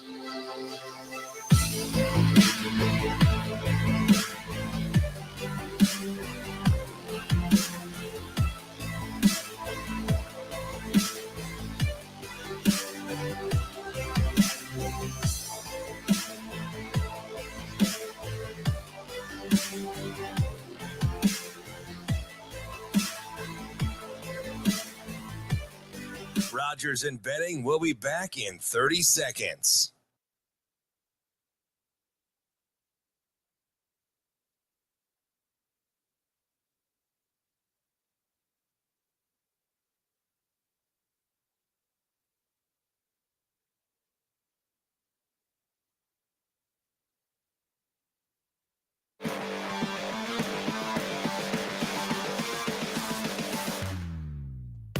Coffee and Cream with Rogers and Benning on Hail Varsity Radio.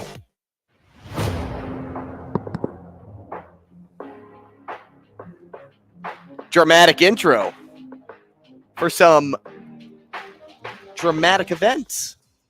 Baseball over the weekend for the Huskers, for the team here in Omaha at UNO, and the Creighton Blue Jays. All three back on the diamond. But before we get into that conversation, let me take a drink of the official coffee of Coffee and Cream. Coffee from the Beanery. Very tasty. I went to the Beanery again on Sunday after church, as I do every weekend, and I got a brown sugar cinnamon latte this time around. And Whoa. pretty good.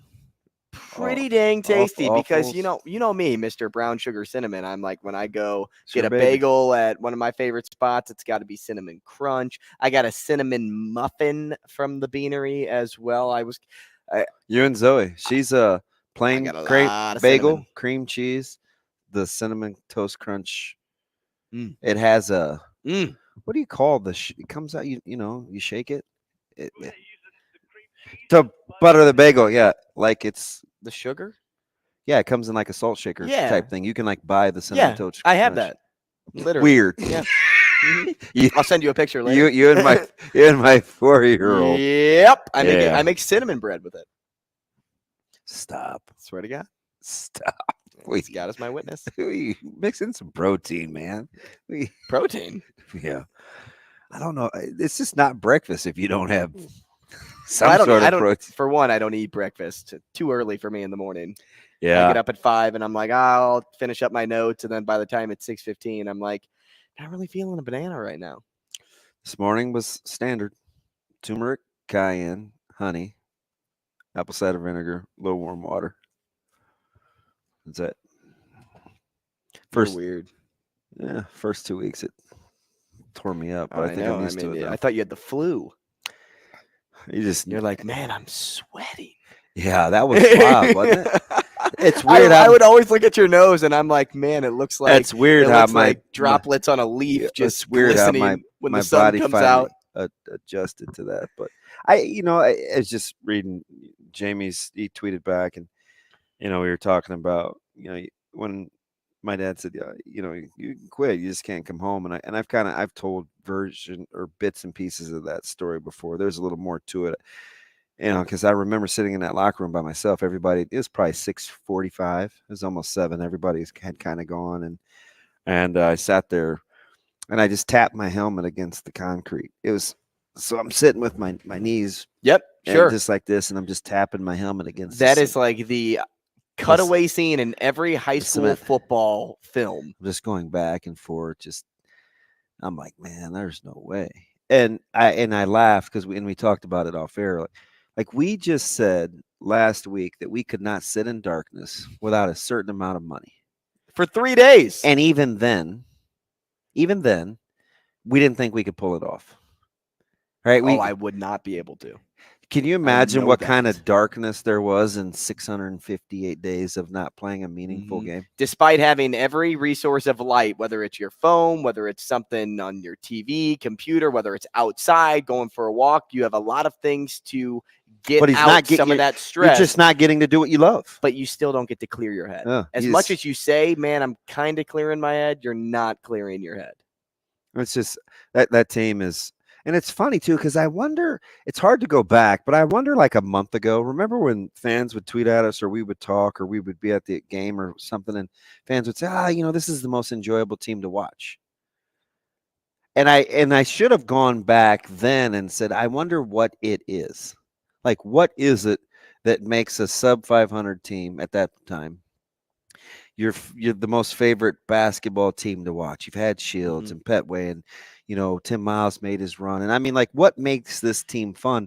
And I just looked at the three guys that we just talked about with Greasel, Casey and D-Walk. And it's like, they all have a story to tell about their perseverance and kind of why that team is, or why they're doing what they do. And it's pretty evident, isn't it? Why they're fun to watch? Because they maximize every time out. You would think that the way this team is playing right now and the way the fan base is reacting, as if they are the team upsetting the teams in March, like the better teams in March. Though I do think it's cool that the fan base gravitated toward this team before it was even really bearing fruit. Right, but even a selfie video that surfaced of a guy, that was fantastic, talking with Fred, right? And it's like, that's a moment right there that you would see at the Sweet 16. Hey, and did you see Coach Hoiberg finally tweeted back, and he simply said, "My man." Did you even see that? So Hoiberg tweeted back to the clip. Oh, I didn't see it. Yeah, I didn't see that. And it's not like Coach Hoiberg doesn't use Twitter like that, But when you're having fun, when things are going right, it's easy to do those things. I just think it's interesting how, and coaches know, people in business leadership positions know when they've got a quality group. It makes it a lot less about the results. When you get the results that you're working to, and with that common vision, it's that much more enjoyable. But I think in enjoying the group that you're around is like 80% of it, right? It's a lot easier to be broke if you like who you're broke with. Did Miles do some stuff like that before too? What do you mean? Bit? The same thing. Yeah. I mean, but people thought it was just a shtick for Tim, and I just think that's who he is. I just think he's a joke. I just think that's who Coach Miles was. But it's weird how that didn't work out for him in the long haul because we thought his act grew old. Mm-hmm. And I was like, wait a minute, it's. Do you know what I think it is, though, in comparing the two? And I got to ask probably other Nebraska basketball fans this question. I think it's because the fan base didn't feel like they were meeting expectations. So they were tougher, even though it's more natural for Coach Miles to be like that and fun-loving and jovial, kind of a good guy. But the fan base, I think, wanted more. With this one, Coach Hoiberg really isn't that guy. Likeable, but not super outspoken, fairly reserved. But I feel like this team, the fan base feels like is exceeding their expectations, so they're okay with it, which is at this point in the season, they're exceeding expectations. That's why we talked about it with baseball, right? It's hey, likable versus unlikable. And no coach is going to say, the team just wasn't very likable. But this team seemed like on paper in the offseason, it was more like what the staff was after. And I asked out loud a couple weeks ago, remember when we had Coach Bolt on, does that change the expectation level for Nebraska's fan base, given what this team has on paper? And whatever the answer was, is I think how they'll judge this first month out of the gates. Very, very disappointed, hitting 61 batters. It's not really the number, I think 12 or whatever it was, 10. After San Diego. Wasn't anything that I think anybody wanted to rally around, even though San Diego's trail, that's a good program, right? You come back and you kind of outslug South Alabama, and it's like, okay, momentarily we're good, but I think for at least another month we'll be pitting it against what our initial expectation levels were. Well, he wanted his team to be more competitive, and he got it, as in Coach Bolt. Starting pitching was there again, but this week the offense came, and it came in a big wave. So in game one, you had Shanneman, who tossed 2 1/3 shutout innings in relief and struck out 4 Jags. Kyle Perry threw a scoreless ninth. That's another thing to mention. The bullpen. What the problem was in the opening weekend was, I don't want to say solved, but based on what you saw in weekend 1 to weekend 2, the bullpen was solved. They found resolve. We can say that at least, because there was at no time that South Alabama felt comfortable in coming back in a game, because this time situational pitching was there. And they executed what Coach Bolt wanted to coming in to this weekend. And he was hard on these guys because he knows that they won't fret from being criticized like they were in the opening weekend. I mean, he says I actually those think things, there's something to that. He says those things because he knows, or because these guys, let's just say he says those things because he knows these guys have the ability to complete the journey. And it's not just a belief. It's just the fact of knowing. Like, these guys know they can do it. Coach Bolton knows they can also do it, which is why it's a high standard in that locker room. You know, the cool thing, I think, and I think this works in business and in sports, even in your household. If it's not the first, if outside those walls aren't the first time somebody's hearing it, I think you can get away with saying a lot more things out loud, right? There are certain things that I'll say and can say through or to the media about either my family or the kids that they're comfortable with, because they know that it's not the first time they heard it. And I think in that locker room with that team, that staff, Coach Arvell and Christie and Bolt, I think they talk to those guys a certain way. I think they communicate a certain way. So anything that's said via the media, it's not like the guys, it's not like Shanneman's thinking to himself, man, I can't believe he just said he was disappointed that, you know, our back end wasn't better. He's probably told us, man, you know, I'm pretty disappointed that the back end wasn't better. I'm pretty sure he told us we got to stop hitting guys, right? Because it sounded harsh post San Diego, but you know that wasn't the first time those guys heard it. You know those guys hold themselves accountable. Oh, for sure. That's part of it. We hate to say it, but it is part of it. That's part of that culture word too. Amy, Coach Williams had a couple of, I know we got to go to break. She had a couple of great one-liners that I guarantee you, I know her team, it wasn't the first time that they've heard it when it comes to meeting expectation levels and how the season has gone via injuries. She said it out loud. I bet you she's told that to her team too. At 9:30, we'll do a cleanup segment. We will continue with Omaha baseball, Creighton, things we didn't get to. But coming up next, we're talking to Brady Oltmans. Rogers and Benning will be back in 4 minutes.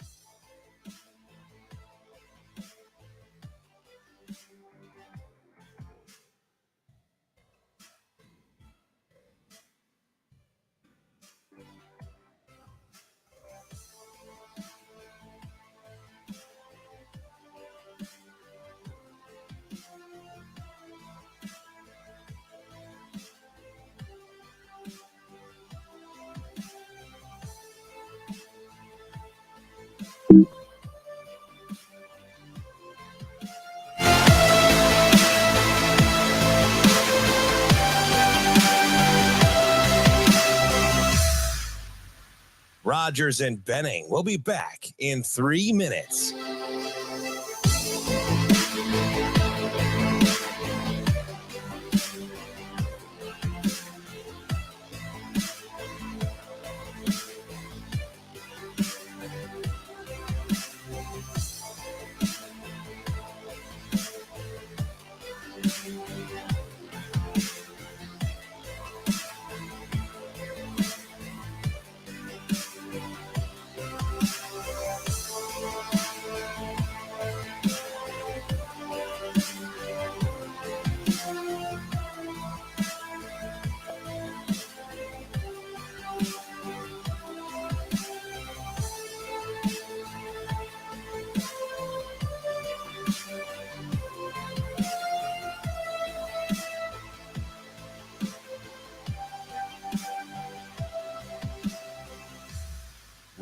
Rogers and Benning will be back in 2 minutes.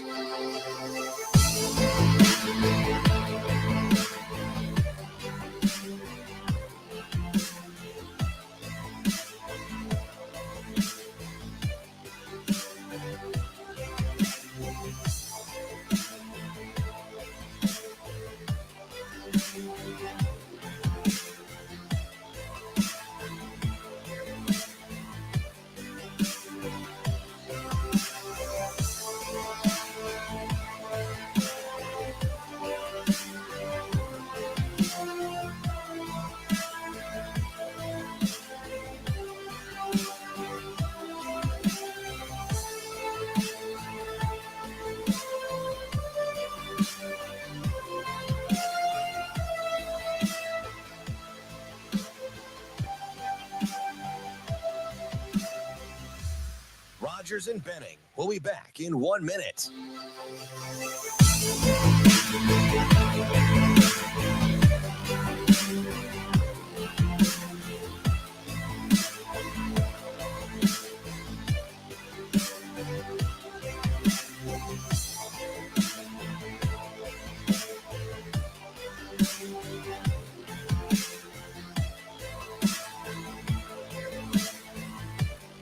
Rogers and Benning will be back in 30 seconds.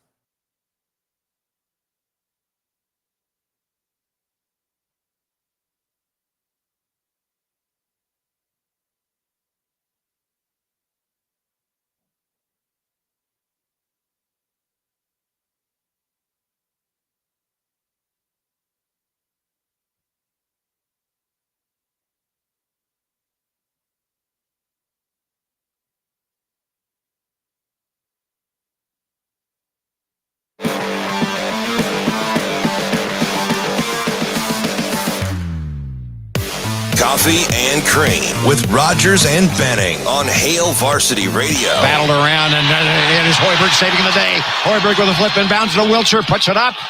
Ball hits the head of another save by Hoiberg, and the left-handed layup is good. Sam Hoiberg in an and one.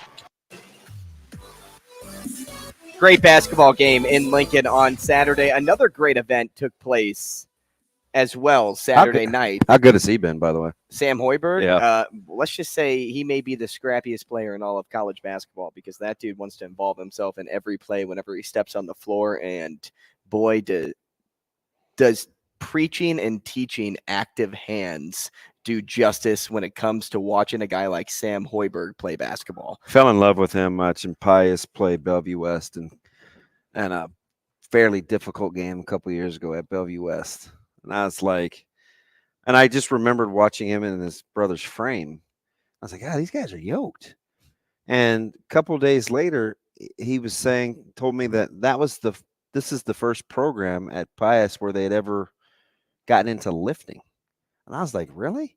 You guys had some nice little frames to start with, and for guys that haven't lifted. And that core strength serves him well, being a smaller guy. He's so dang shifty. He takes care of the basketball because he's low to get to the rack. No. Not one bit. He may not be the biggest guy on the floor, but he'll play like the biggest guy on the floor. And I'm telling you, my man is yoked. Like, no doubt. No doubt. Gets it in. But at night, the Team Jack Gala took place in Lincoln at the Cornhusker Marriott Hotel, I think is the name of the building. And it was a moving event. It's unbelievable. We'll just say that, because the amount of money that they raised, I couldn't believe it. I said to people at my table there, I attend a lot of trivia nights with silent auctions and some other charitable events with silent auctions. I don't think I've ever seen a silent auction that loaded with great baskets, items, whatever you want to call it, than the Team Jack fundraiser. And boy, did they raise some money too. I don't know the exact amount, but I can at least say this. Whenever they went around the room at the end of the night and said, who's just willing to donate? Nothing on the line, right? You don't get anything back for your investment here. Team Jack was able to raise $60,000 in that room by the night's end. Just right there. And that doesn't even include all of the things that they gave away, live auction and silent auction. That's just that one little portion. But outside of it being a fantastic event for a fantastic cause, at the event were some pretty notable names. Alex Smith spoke at the event, and that was kind of unique at first until I found out his story. I didn't realize his daughter, I believe his 7-year-old daughter, was diagnosed with brain cancer last year. And I believe, if I remember the story correctly, they removed the tumor, but then residual tumor cells were present, so they have to go through another round of, I don't know if it's chemo or radiation or whatever. But he spoke about that and his journey, like coming back from his leg injury and thinking like, wow, like this is tough, versus now seeing like what his daughter has to go through. Other former Huskers were there. Rex Burkhead was there. Other big names. He was the original. He had the great relationship with Jack. I remember him seeing that event a couple years, and we had Jim Kelly as the keynote speaker. And if you ever want like perspective, just listen to somebody. Again, Jim Kelly compared it to his journey, missing part of his mouth and half his tongue, and to what his son was going through. And it's like, man. Well, it affects you differently when it's your offspring. No, what 100%. It's just a fantastic event. It's legendary. Yep. And Cam Jurgens was back after going to the Super Bowl. Kenny Bell was there. Just a lot of names. But then the Nebraska coaching staff again was present somewhere. And we talk about it a lot on this show, about how invested they are into the community and how involved they are in recruits' lives and their team and their players' lives, and all of that jazz. But until you live it, you can only like speak it so much. So it was refreshing for me to actually see it in the flesh. Coach Rule was there, Coach White was there, Coach Dvorak was there, Omar was there. Hales, yeah. Other members of that staff were there in like director roles.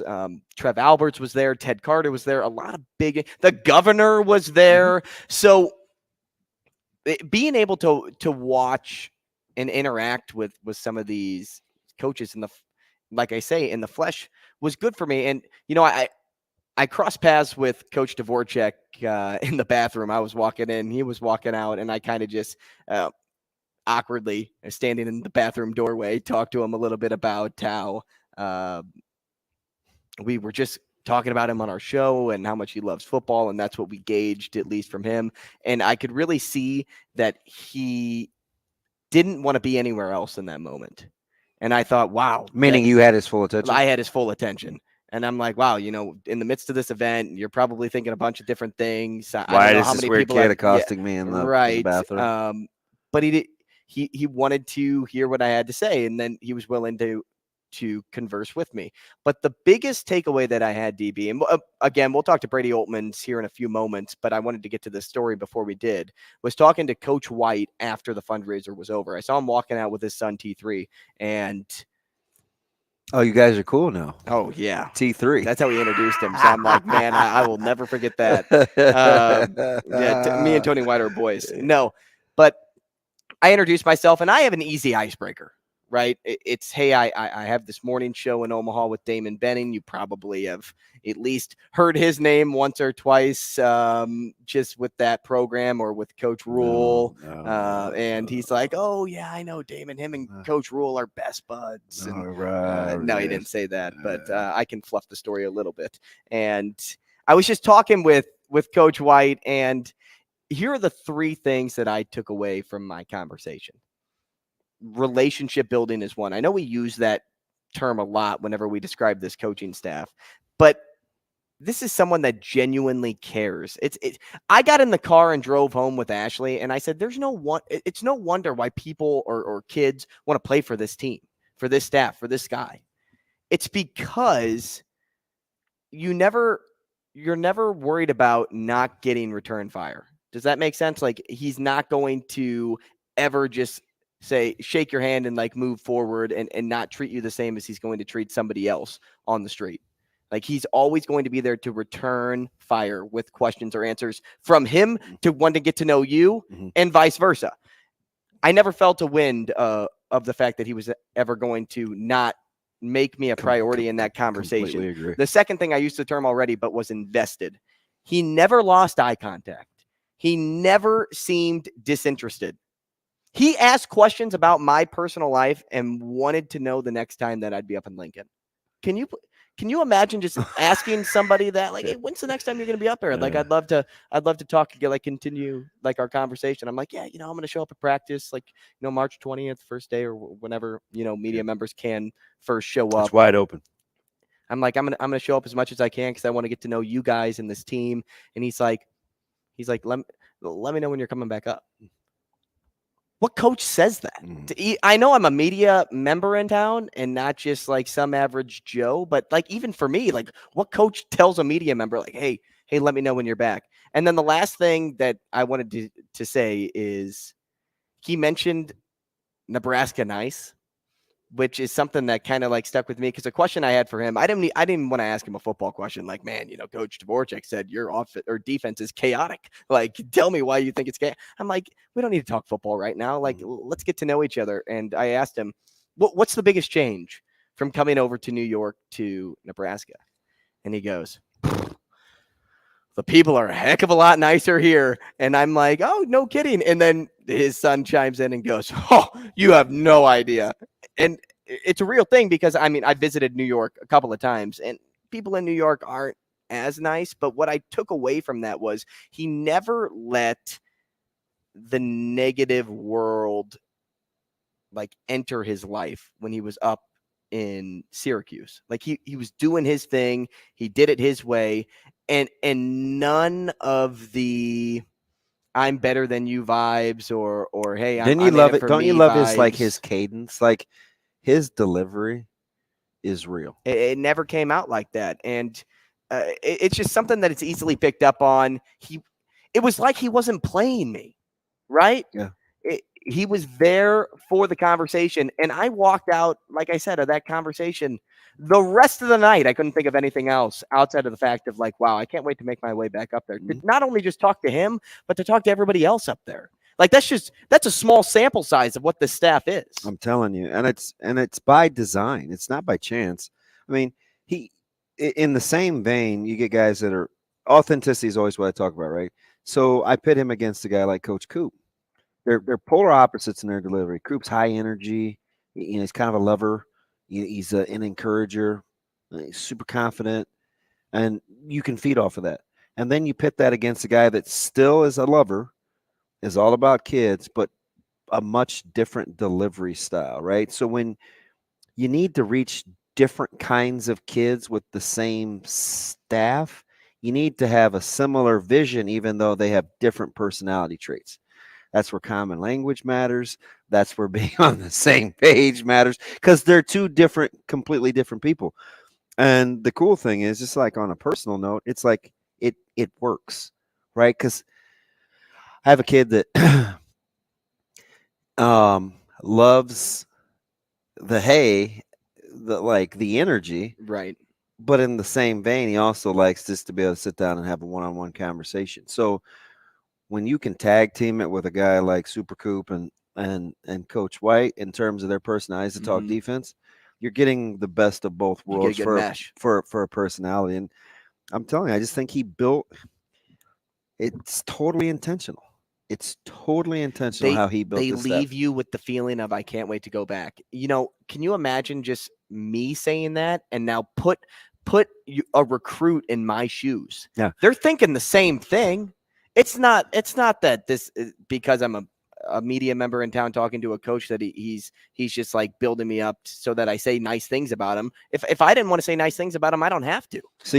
So remember last week, and somebody had the great GIF where they tweeted back to me, go, after DB has a conversation with somebody that holds his interest, it's like, and then I think the GIF said, are we best friends? See, that's what I was saying. Like, when they talk to you, it's almost like, are we that cool? Are we that? That's how I felt, man. See, now you know. And I get it. And until you experience it, it sounds like I said, it sounds like a lot of fluff. But if you ever get the chance to experience something like this with this staff, you'll say the same thing. What I tell you, it's like, are there cameras around? Am I on candid camera? Like, it's not a DB. And I try to tell people that it's not a, well, it's because it's you. No, it's not. It's like I could see through the BS, right? Like I know if it's not legit. I've done this forever. Like I know, and I'm just telling you, you feel different when they talk to you. It weird. I'm not gonna lie, it weirds me out a little bit. But I've said this out loud before. Right? I constantly second guess these conversations because they shouldn't go like that between strangers. No, not one bit. Just shouldn't, but it does. Let's change gears. Let's talk to Brady Oltmans. We can continue the conversation with him. He's on StreamYard with us now. Brady, I don't know how much you caught of that story as you kind of sat back and, took whatever in that you can. But I was just telling a little bit about my first interaction with Coach Wyatt and Coach Dvoracek. And I guess I'll ask you the same thing, because for a lot of us that are, heavily involved with this team, this program, it's easy to kind of just regurgitate what we hear, right? Oh, big relationship building, like they're in it. They're not in it, not just in it to win it, but in it for the player, in it for that next recruit. Do you have a similar experience? Like, can you echo a lot of stuff that we're saying? Yeah, absolutely. There have been a couple of times where I've reached out to, email, even administrative staff members, people that Matt Rule brought in, not only on the coaching side, but just kind of, in the administration side of football. And within a couple of minutes, they'll email me back. They text me back. If I have a question, a point of clarification, or even just, asked about, are you cheering for the Eagles in the Super Bowl kind of thing? And they're like, of course, because some of them are from Philly and coached with him at Temple. They're big people builders. It's not just hearsay and coach speak that you get out of there. They're very fundamental relationship built people, and they'll talk to you like a person and not like a media apparatus or something like that. Brady, be honest. Was there a point in time where you had to check with yourself and say, maybe too good to be true isn't exactly it, but you want to do so, you want to take some self-inventory and say, am I being gullible here, or is this really how you guys are? Like, did you do that? Oh yeah. Well, and I've kind of being a small town Nebraska guy, you kind of check yourself. Like, if somebody's being that nice to you right away, you kind of have, just a knee-jerk reflex. Like, is this guy playing me? Like, is he trying to get something out of me kind of thing? And especially like with the media coaching thing, there's always kind of that point of separation where like you want to be close with them, you want to have a good working relationship with them, but it's easy if they try to like spin you on something and you kind of buy into it. So you kind of have to have a healthy little distance to it. So yeah, I mean, I approached it that way, but you still, at the end of the day, they talk to you like a person, and you kind of like, even with that, the arm's length separation, you still kind of feel like, okay, no, they care. Like, this isn't just a coach media thing. They truly care. We're talking to Brady Oltmans, Nebraska football and recruiting reporter for Hail Varsity. And if you want to sign up for a Hail Varsity subscription, you can do so by using the promo code DB or AR. DB gives you that yearly discount. AR gives you that monthly discount, and you can check out articles that Brady and the rest of the Hail Varsity team writes. Brady, take us down the recruit watch train, because I know that that's kind of your premier focus, at least just in a lot of articles, outside of the fact that you wrote a ton about, each positional group. But I want to take this aspect first, because with Dylan Raiola in town over the weekend, figuring out if he's next is what people really want to know. But outside of Raiola, who's next on your list, or Nebraska's list in this case? What baskets do they have their hands in, and what can be expected? Well, it's kind of, I can't remember who I was talking with about it, but we kind of got to talking, does Nebraska get a commit before, the VIP junior day and the big group that they've got coming in right about the first week of spring ball. And I kind of thought, naturally, you tend to say no, but the way that this coaching staff is really aggressive on the recruiting trail, you thought, there might be just a random kid from Texas or something that commits. And sure enough, they get Roger down there at Rice Consolidated I guess it'll be last week now.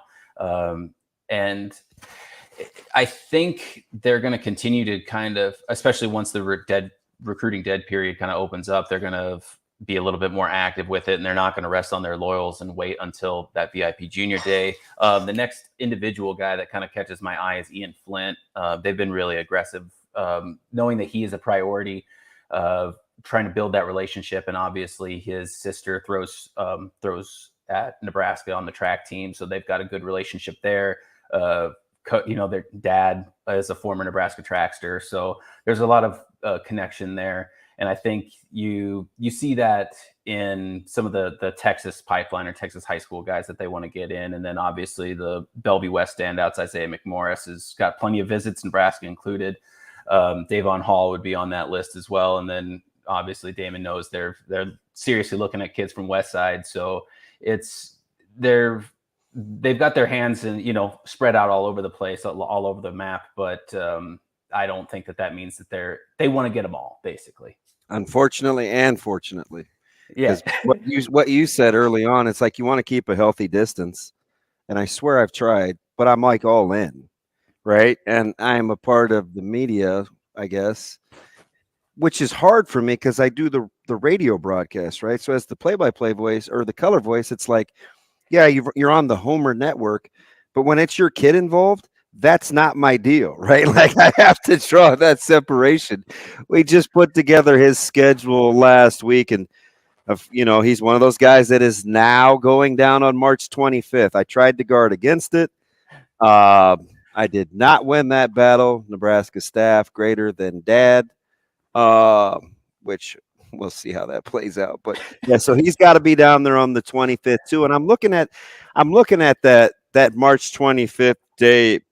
Brady, what do you think it was about gathering the momentum real time that has made that such the weekend, especially this early in spring? Well, it kind of runs with the theme of what this coaching staff does with recruiting. I mean, Matt Rule comes in and immediately hits the ground running. He offers, like 2 offers within the first 24 hours, and one of them is Jalen out of Westside, and they ultimately get him to sign and come to Nebraska. That recruiting gains steam as you get more guys, you build more excitement. Sure, they're undefeated right now, which everybody is at this point in the off season, but the energy is still there. And then I think the other big domino that comes in is once you get the number 1 overall recruit in the country set is, lock in a visit and be there. Other guys want to play with that kind of caliber of athlete. And if Nebraska is a big enough draw for him, enough to get on his radar and take a visit, they say, well, maybe it's good enough for me too. So they are attracted to that, and they want to kind of be in that same pot. A lot of kids are coming that same weekend. They'll be around each other. They'll get to talk, and it just, competition breeds success. Iron sharpens iron, and it's just kind of one of those things that once that ball gets going, it's tough to get it to stop. So and I think getting it right at the beginning of spring ball is big too. You get that momentum going. It kind of stirs the pots, kind of stirs maybe the players that are still in the program because they get to see the kids and they get to, feed off that energy a little bit. And then it's only a week before the spring game, and then the fans get to feed off that energy too. Talking recruiting is one of my favorite things to do with you, man. And a question that, or not really a question, it's somebody that we really didn't even get to talk about all too much when his offer did come, was Torrey Pittman III. And the spotlight has not escaped the 8th grader here in our backyard, which could be looked at as one of the more crazier offers in a good way that has been given so far. Is offering somebody so talented this young really that crazy anymore, though? Because it seems no matter how old you are, a coach will find you one way or another. Yeah, it's not that crazy at all. I mean, obviously it's going to garner headlines because of the age. I mean, it's an oddity, but it's not crazy. I mean, you've got the Trent Seaborn, I think is his name, that 8th grade prodigy down in Alabama who is playing varsity and, dropping dimes against guys 4 years older than him in Nebraska. Was one of the many schools to offer him this last fall. It's if you're going to stand, and the way that previous prodigies have kind of worked out the college game, I think it lessens worries. And now coaches are saying, well, if we see this kid, if he's got it, capital IT, it in 8th grade, they're going to not hesitate to offer a scholarship as much now. And then they're going to try to stay invested it kind of draws out the recruiting process over some years, and they're not allowed to do certain things, take all the visits and everything until a couple of years later. But if you want to talk about relationship building, what this coaching staff likes to do, starting early and in the 8th grade is a good way to do it. And if you get kind of that excitement for Nebraska football built in those kids at 8th grade, I think it kind of it helps out the program in a lot of ways. Brady, if you're taking a look at, will Nebraska, do you think, put themselves in a position where time will be of the essence to commit? Could you see a class or the fervor being such that everybody's got to get all in a certain amount of time? It's really difficult to say because Nebraska still kind of is behind the 8 ball a little bit. A lot of other schools have multiple, 24 commits right now, and Nebraska just got its first one last week. But I think, especially, it's kind of a cop-out to say, but it all depends on, not all of it, but it largely depends on what happens with Dylan Raiola. I mean, if he were to commit in May or even in April, get ready for a multitude of commitments and Nebraska energy in the weeks that follow, because that's the big domino to fall, and guys want to follow that. If he draws out his commitment, it might take a little bit of time, and the coaching staff might get a little happy feet or a little bit concerned. But we've seen, this. It doesn't take long for this coaching staff to garner a handful of recruits at a given time, and I definitely don't think that that's out of the realm of possibility this year either. Good tease. We'll talk about that more in our sports cleanup. Thanks, Brady. Appreciate you guys. Thanks, Leo.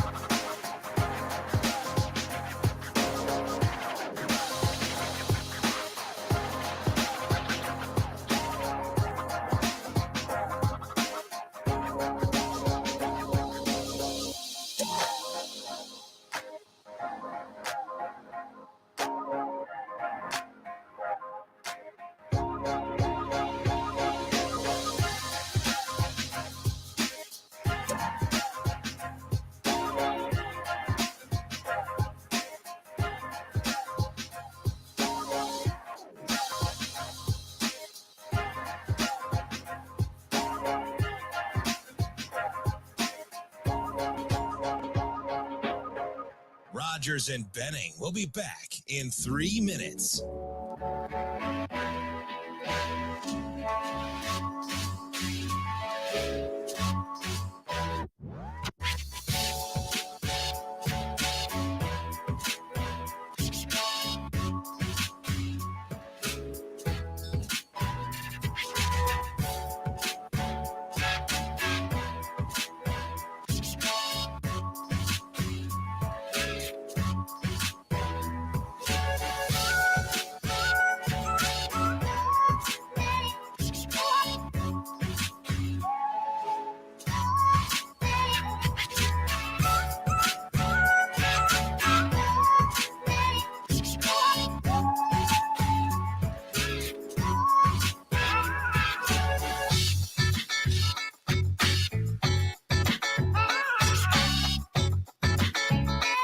Rogers and Benning will be back in 2 minutes.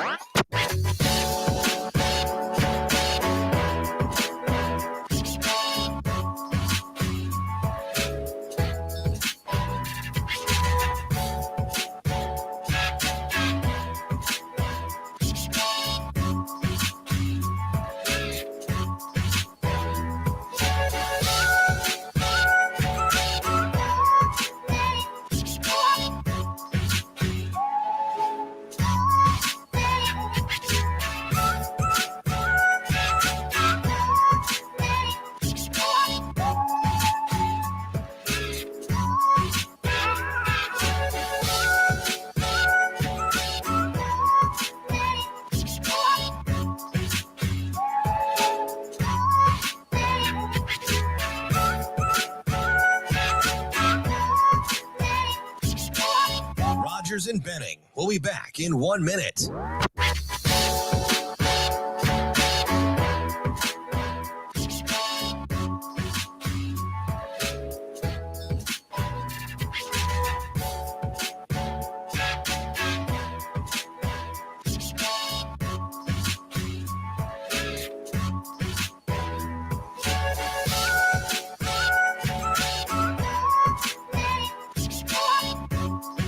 Rogers and Benning will be back in 30 seconds.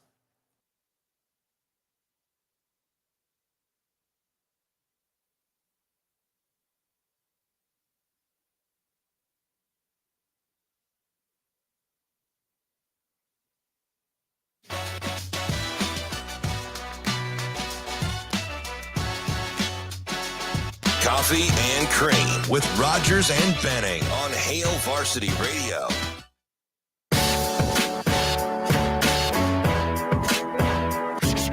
I don't know if you caught it, but DB's just out here taking selfies of himself from an above angle, trying to get his best look. That's exactly what he's doing.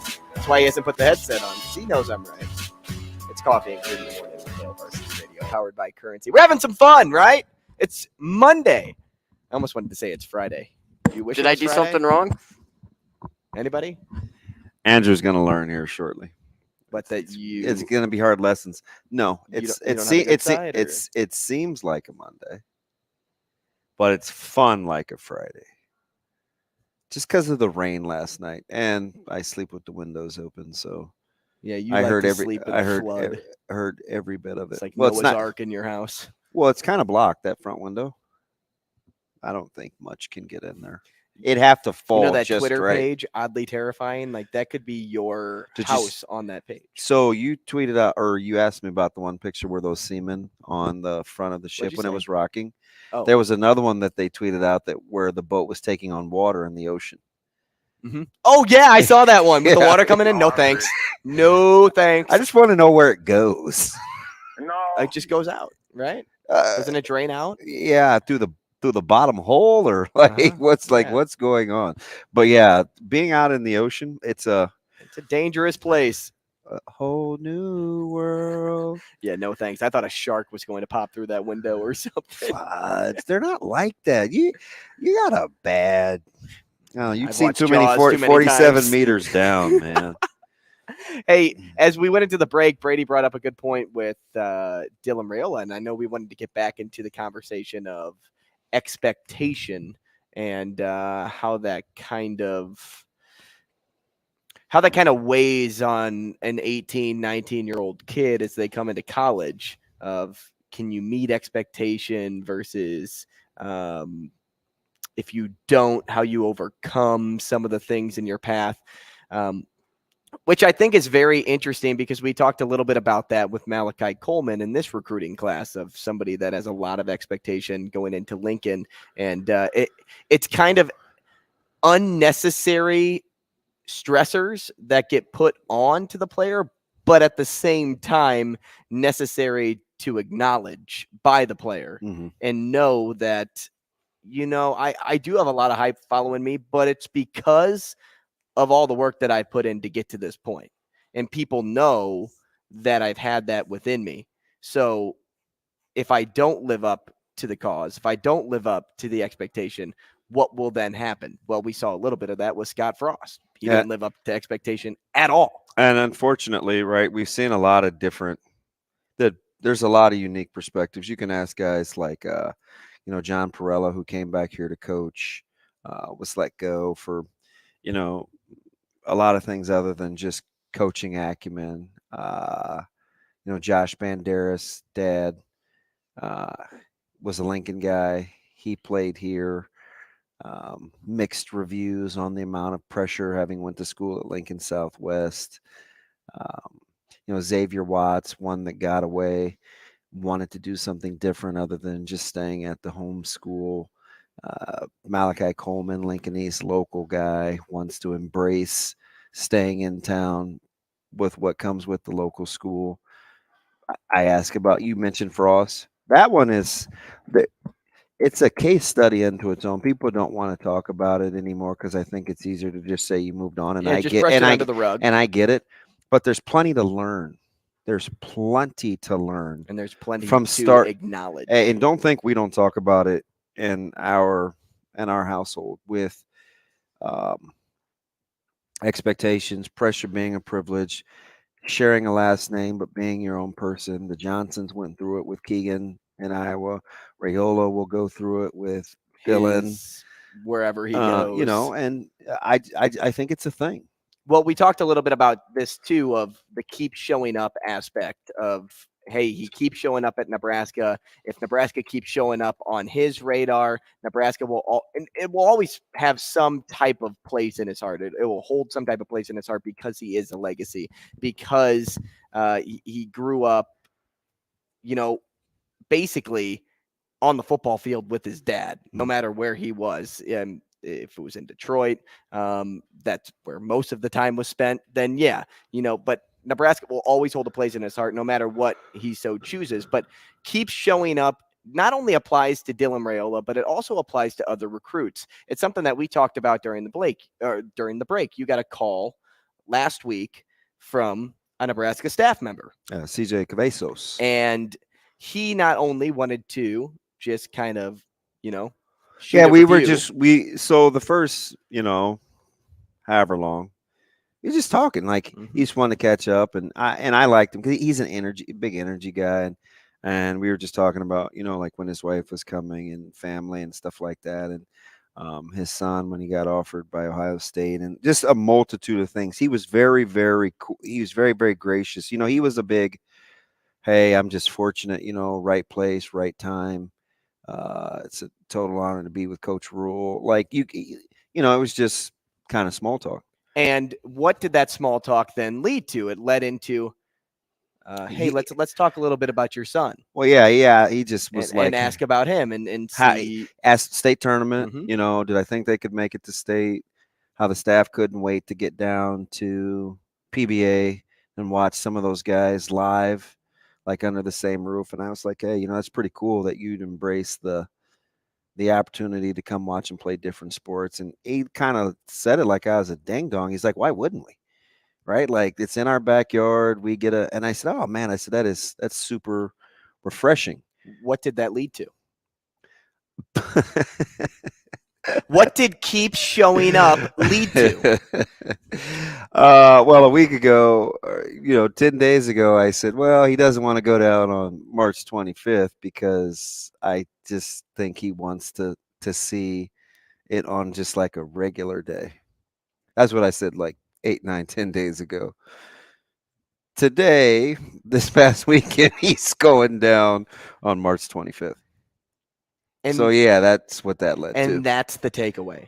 It's not about not only just showing up on campus for Dylan Raiola, but it's the staff to keep showing up on other recruits' lists. And he's played a couple of times in Lincoln already for state basketball. Now, he was young once, wasn't on the recruiting radar.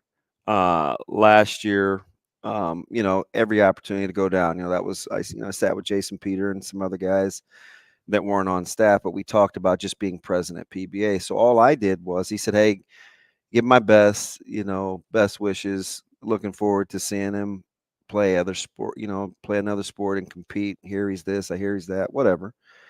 And he's like, hey, give him my best. And so when I got ready to hang up, he's like, hey, don't big time me now. Just give him my best. Okay. So he wanted to know about the whole conversation. How did it start? Yada, yada, yada. I told him, and he's like, yeah, he goes, I don't want to wait that long. Let's go March 25th. So I was like, okay, I guess we're going March 25th, right? Just little things. It wasn't even, hey, come down.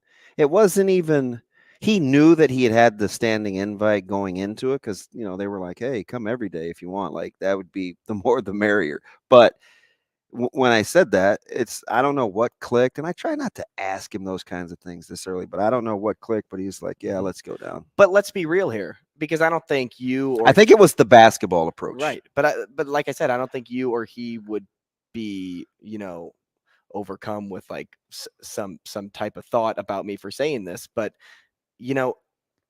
Oh, this ought to be good. If he wanted to go to Nebraska, Yeah. he would have already committed by now. If Caleb wanted to be a legacy of you, I truly believe that he would have committed by now. But because he's keeping his options open, I don't think he knows enough. is that just because of age right now? Just because he's a junior? Yeah, I just don't think he knows enough. Okay, well, even still, but like a lot of times I see with legacy kids in state, they're like, hey, I want to play where dad played. Hey, I want to play with the team that I grew up watching every single weekend. Yeah. And, maybe I'm thinking too far into that side of it and not into the player side of it of, hey, there's a lot of other programs out there that can benefit me or help me improve to get to becoming a Sunday player at some point. Maybe I'm just a little oblivious to that stuff because I'm not in those shoes. But that just goes to show that Nebraska also is making it a priority to stay on his radar because they know that it's going to be hard to get a kid with his talent to come to their university. I think it's different for everybody. What I told him to do is, you need to talk to the Josh Banderases. You need to talk, well, he already does, talk to Keegan and the Maverick Noonans, who he thinks the world of, because everybody has their own story to tell, and do with that information what you will. The moral of the story is Nebraska's authenticity, I think, in just building relationships is how they're pulling it off. And that's just recruiting as a whole, just the authenticity of the relationships. They're good at what they do. And there's no two ways about it. We'll switch it around, talk Creighton basketball with Ravi Lulla next. Rogers and Benning will be back in 4 minutes.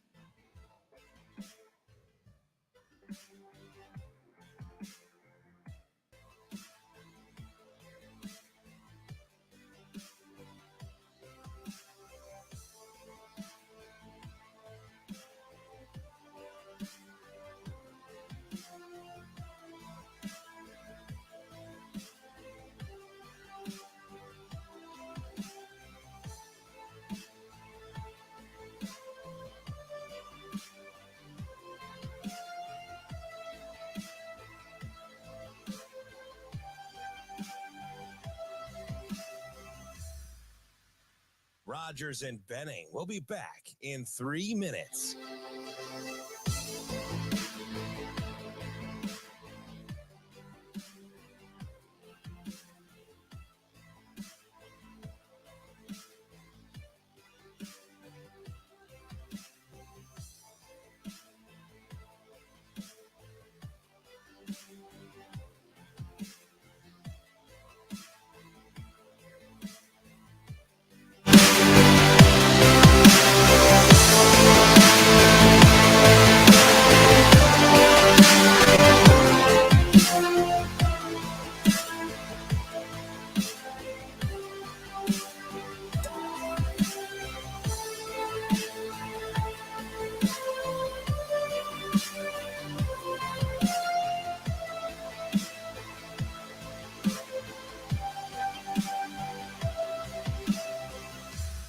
Rogers and Benning will be back in 2 minutes.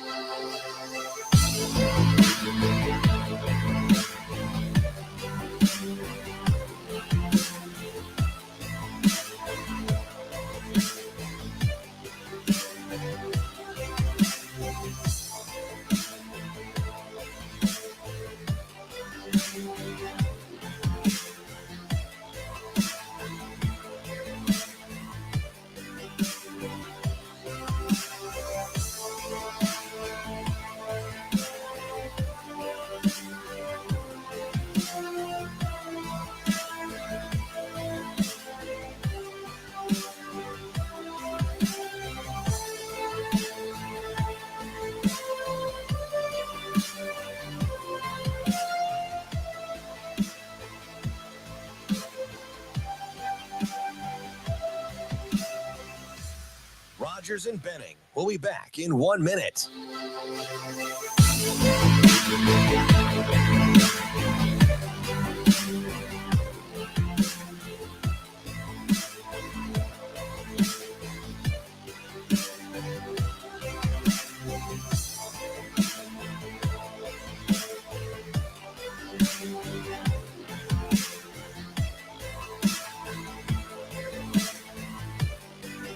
Rogers and Benning will be back in 30 seconds.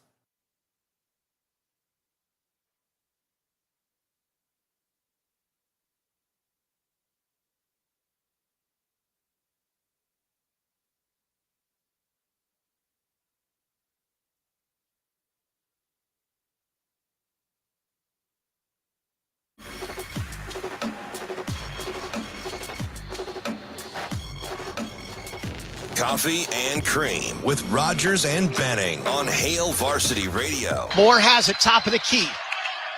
Shot clock at 7. Back out to Dixon.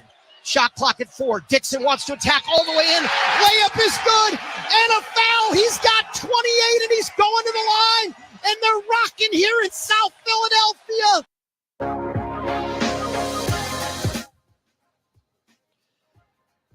Our poll question of the day was sparked by something DB said earlier this morning, and it's, what basketball program's feeling better about themselves right now as the season kind of winds down and postseason approaches? Is it Creighton, who is still going to be a part of the 68, but on the backtrack, right, losing a couple of games here, and I think 3 out of their last 4, or is it Nebraska, who's won 4 straight, playing for an NIT bid, has a glimpse of what the 68. And I know the easy answer would be to be Nebraska, but if you think Nebraska is just living on borrowed time and inevitably it comes to a close, that may factor into their basketball team psyche. And Creighton, conversely, could be thinking, we got better days ahead. So that's why it's not as low-hanging a fruit question, right. in my It opinion. seems easy, but it's not. Yeah. If you really think about postseason, let's welcome in Ravi Lulla now to talk more about Creighton. Ravi, good morning. Hey, what's going on, guys? Ravi, what's up, buddy? Is Nebraska prolonging the inevitable, or is Creighton know that there'll be better days ahead? Well, it depends on what you think the inevitable is for Nebraska. I mean, I don't think there's any blue skies out there in terms of what this season is, and unless if finishing above 500 is the big win, then yeah, that's possible, that's doable. But I think in the grand scheme of things, you look at their roster, you look at the guys they're probably losing next year, and as good as this year turned out to be in terms of coming together, you still look at long-term building blocks and success, and you're like, I don't know how much is going to be left from this year. As far as Creighton's concerned, it's kind of one of those things where I just don't really know what to expect from this team to say that there are for sure better days ahead. There's better days out there for sure, but are they behind them? Was it the 8-game winning streak that were the better days, and they're kind of regressing again the way we saw after the start of the season? I really don't know. What I do know is that they didn't look locked in pretty much from the jump against Villanova, a team that they needed to be locked in for, a game that they needed really to help themselves out in the Big East tournament seedings, and they just didn't look ready or locked in or whatever you want to call it. So I don't know if there's better days ahead. There's better in them than what we saw. I just don't know on any given day whether we're going to get it or not. Yeah, Ravi, I want to ask both of you a question here. Both you and DB, you guys can both answer, and then I'm going to follow it up with a question to you. How many games this year do you think Ryan Kalkbrenner has double-digit attempts from the field? Out of 30 games? Out of all of his games that he's played. So it's going to be really low because it's something that actively angers me. He ends up in like the 8 to 9 range Correct. A lot.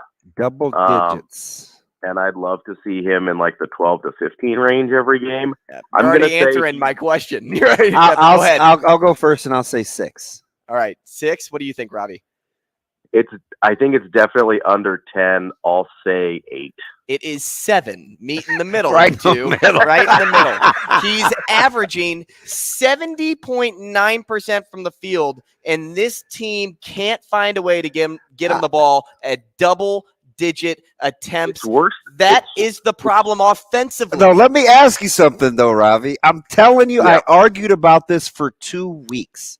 So I'll ask you, how much of that is not necessarily just play design? Hey, chalkboard, draw it up. But for Kalk to occasionally at least face the basket or get the ball off the block, maybe on the elbow. Like, how much of that is his willingness to do something different with his own repertoire? I mean, that might be part of it, but you also have to think like, okay, if he faces up, what do you want him to do there? You know, like I don't know. I just don't know if that's in his game right now, where he can go 1-2 dribbles, kind of spin into a post up, and then make his move from there. I don't know if that's something he can do right now. I'm with that. Here's the thing that I think is the biggest issue for Creighton is I don't think they're very good at entering the ball into the post. It's hard, actually. I don't think the guards are very good at it. I think Kalkbrenner seals a lot more often than people realize, and they just can't get him the ball. So to me, that's the big issue, is they just can't get it to him when he seals. He seals plenty. I don't think it's so let me get clarity, because I don't want to correct you if you're saying the same thing. I don't think it's that they don't know how to deliver an entry pass, which I do think is a difficult skill set, because so many teams now don't play through the post. It's kind of a lost art. I think it's more late than not. I think it comes late, or not when he actually has position. Are you saying something different or the same? Well, I think it can be both. Okay. Right? Because the timing is part of the skill of the entry pass, right? So whether it's, hey, I just can't physically get the ball in the right spot with a little bit of pressure in my face, or I don't see it until it's too late, those are kind of in that same skill set to me. Because I agree with you. Like, post entry is a skill that I don't want to sound like an old guy. Oh, it's a lost art, like the mid-range jumper. Though. But it is, because a lot of teams just don't use it that way. I mean, we see how most teams use bigs. We've seen how Creighton has used bigs in the past. It hasn't really been a priority to get them post-up touches. Well, Kalkbrenner has the touch and the footwork that should really be the centerpiece of your offense, and everything flows outward from there, because it's not just the field goal percentage. Look at your true shooting percentage. Look at your effective field goal percentage. He very well might be the most efficient 2-point scorer in the country, and he is getting less than 10 shots a game. Now, I understand with volume, efficiency sometimes or often wanes a little bit, but I'm willing to give up a little bit of that efficiency for more volume, because the drop off between his efficiency and the next guy's efficiency on that team is enormous. Is it because to answer maybe part of DB's point and going off of what you were saying, is the lack of getting Kalkbrenner the ball because guard play is getting away from their strength when it comes to, they were so good about passing the ball early on this season and during their winning stretch, but a lot more times than not, when they are trailing, they put the ball on the ground. And when they put the ball on the ground, that's why I think there's a lot of late entry passes or even they late dribble looks too to much? Kalkbrenner, Oh, because I get it. they're dribbling instead of passing. And if you were passing and moving defenders, Kalk would have that seal more times than not, and you could get it inside. Yeah, I think that's a fair point. They bog down really badly when the offense isn't going well. Their default is, oh, I can just take this guy off the dribble. And to be fair, the only guy that can really do that consistently and make tough shots, I think, is Trey Alexander, and he's not shooting the ball well right now. So that's a problem. Nembhard has that to a certain degree, but he's kind of got to take you off. He's got to like catch you by surprise a little bit to get shots off, especially inside, just because of his size. That's why I didn't love the Providence game where he had the ball in his hands for one of the last shots, was because, well, if you know he's shooting it, it's a lot easier to defend. He's harder to defend when you don't know what he's going to do with the ball. And a lot of these guys, whether it's Trey, whether it's Nembhard, whether it's Kaluma, whether it's Shireman, they tend to over dribble when the offense is getting bogged down, and they're just trying to get a bucket and trying to get the team going. And the ball movement and the player movement off ball just really dies. And so I don't know if that's a direct correlation to Kalkbrenner. It probably is to a certain degree, but I also think it can go the opposite way, where if you can just find a way to get him a post touch because of how efficient he is down there, he's either going to have a really good chance of getting a bucket, or they're going to send a double, and now all of a sudden your entire offense opens up. It's kind of a chicken or an egg thing there for me in terms of, is it the fact that the offense is bogging down because they're not getting Kalkbrenner the ball, or are they not getting Kalkbrenner the ball because the offense is bogging down? Of the staggering single-digit numbers, since we're on the single-digit thing, I'll get you out in this. Which was the most staggering that resulted that led to, you think, the score discrepancy? Only 6 turnovers for Creighton and never really being in that game. The fact that Caleb Daniels only scored 2 points, the fact Justin Moore only had 8, or the fact that Ryan Nimhart only made 1 field goal. Which of those single-digit numbers are the most surprising via the outcome? In regards to the outcome, probably the turnovers, because you look at games against Villanova and you say, hey, if I don't beat myself, I like my chances. And they only had 6 turnovers. That's as good of a number as you're going to have against anybody. And the fact that they only had 6 turnovers, they really didn't beat themselves, at least in that regard. And they still were never really in it, is pretty alarming. Because if you look at it, you're like, hey, we turn it over 16 times, we played sloppy, we can clean that up. If you look at it and say, hey, we only had 6 turnovers, it becomes harder to start pointing at things to say, hey, what do I fix here in order to get a better result? And there are things that they need to fix, but it's more difficult than like, hey, we need to take care of the basketball. Hot day for Eric Dixon, real quick, yay or nay? Hot day for Eric Dixon. That's why the drop coverage doesn't work, or is Creighton exposed in how they utilize drop coverage? I mean, I think they're a little exposed in the way they utilize drop coverage. Their rotation behind Kalkbrenner has been really bad all year. No doubt, because they just put the big man in the middle. Thanks, Ravi. Appreciate your time. Hey, fantastic, Ravi. Thanks. See you guys. And thank all of you for listening to the show today. If you missed any of it, go to your favorite podcast platform, and you can find Apple, Spotify, Hail Varsity Radio, and find the rest of the show. We'll see you tomorrow.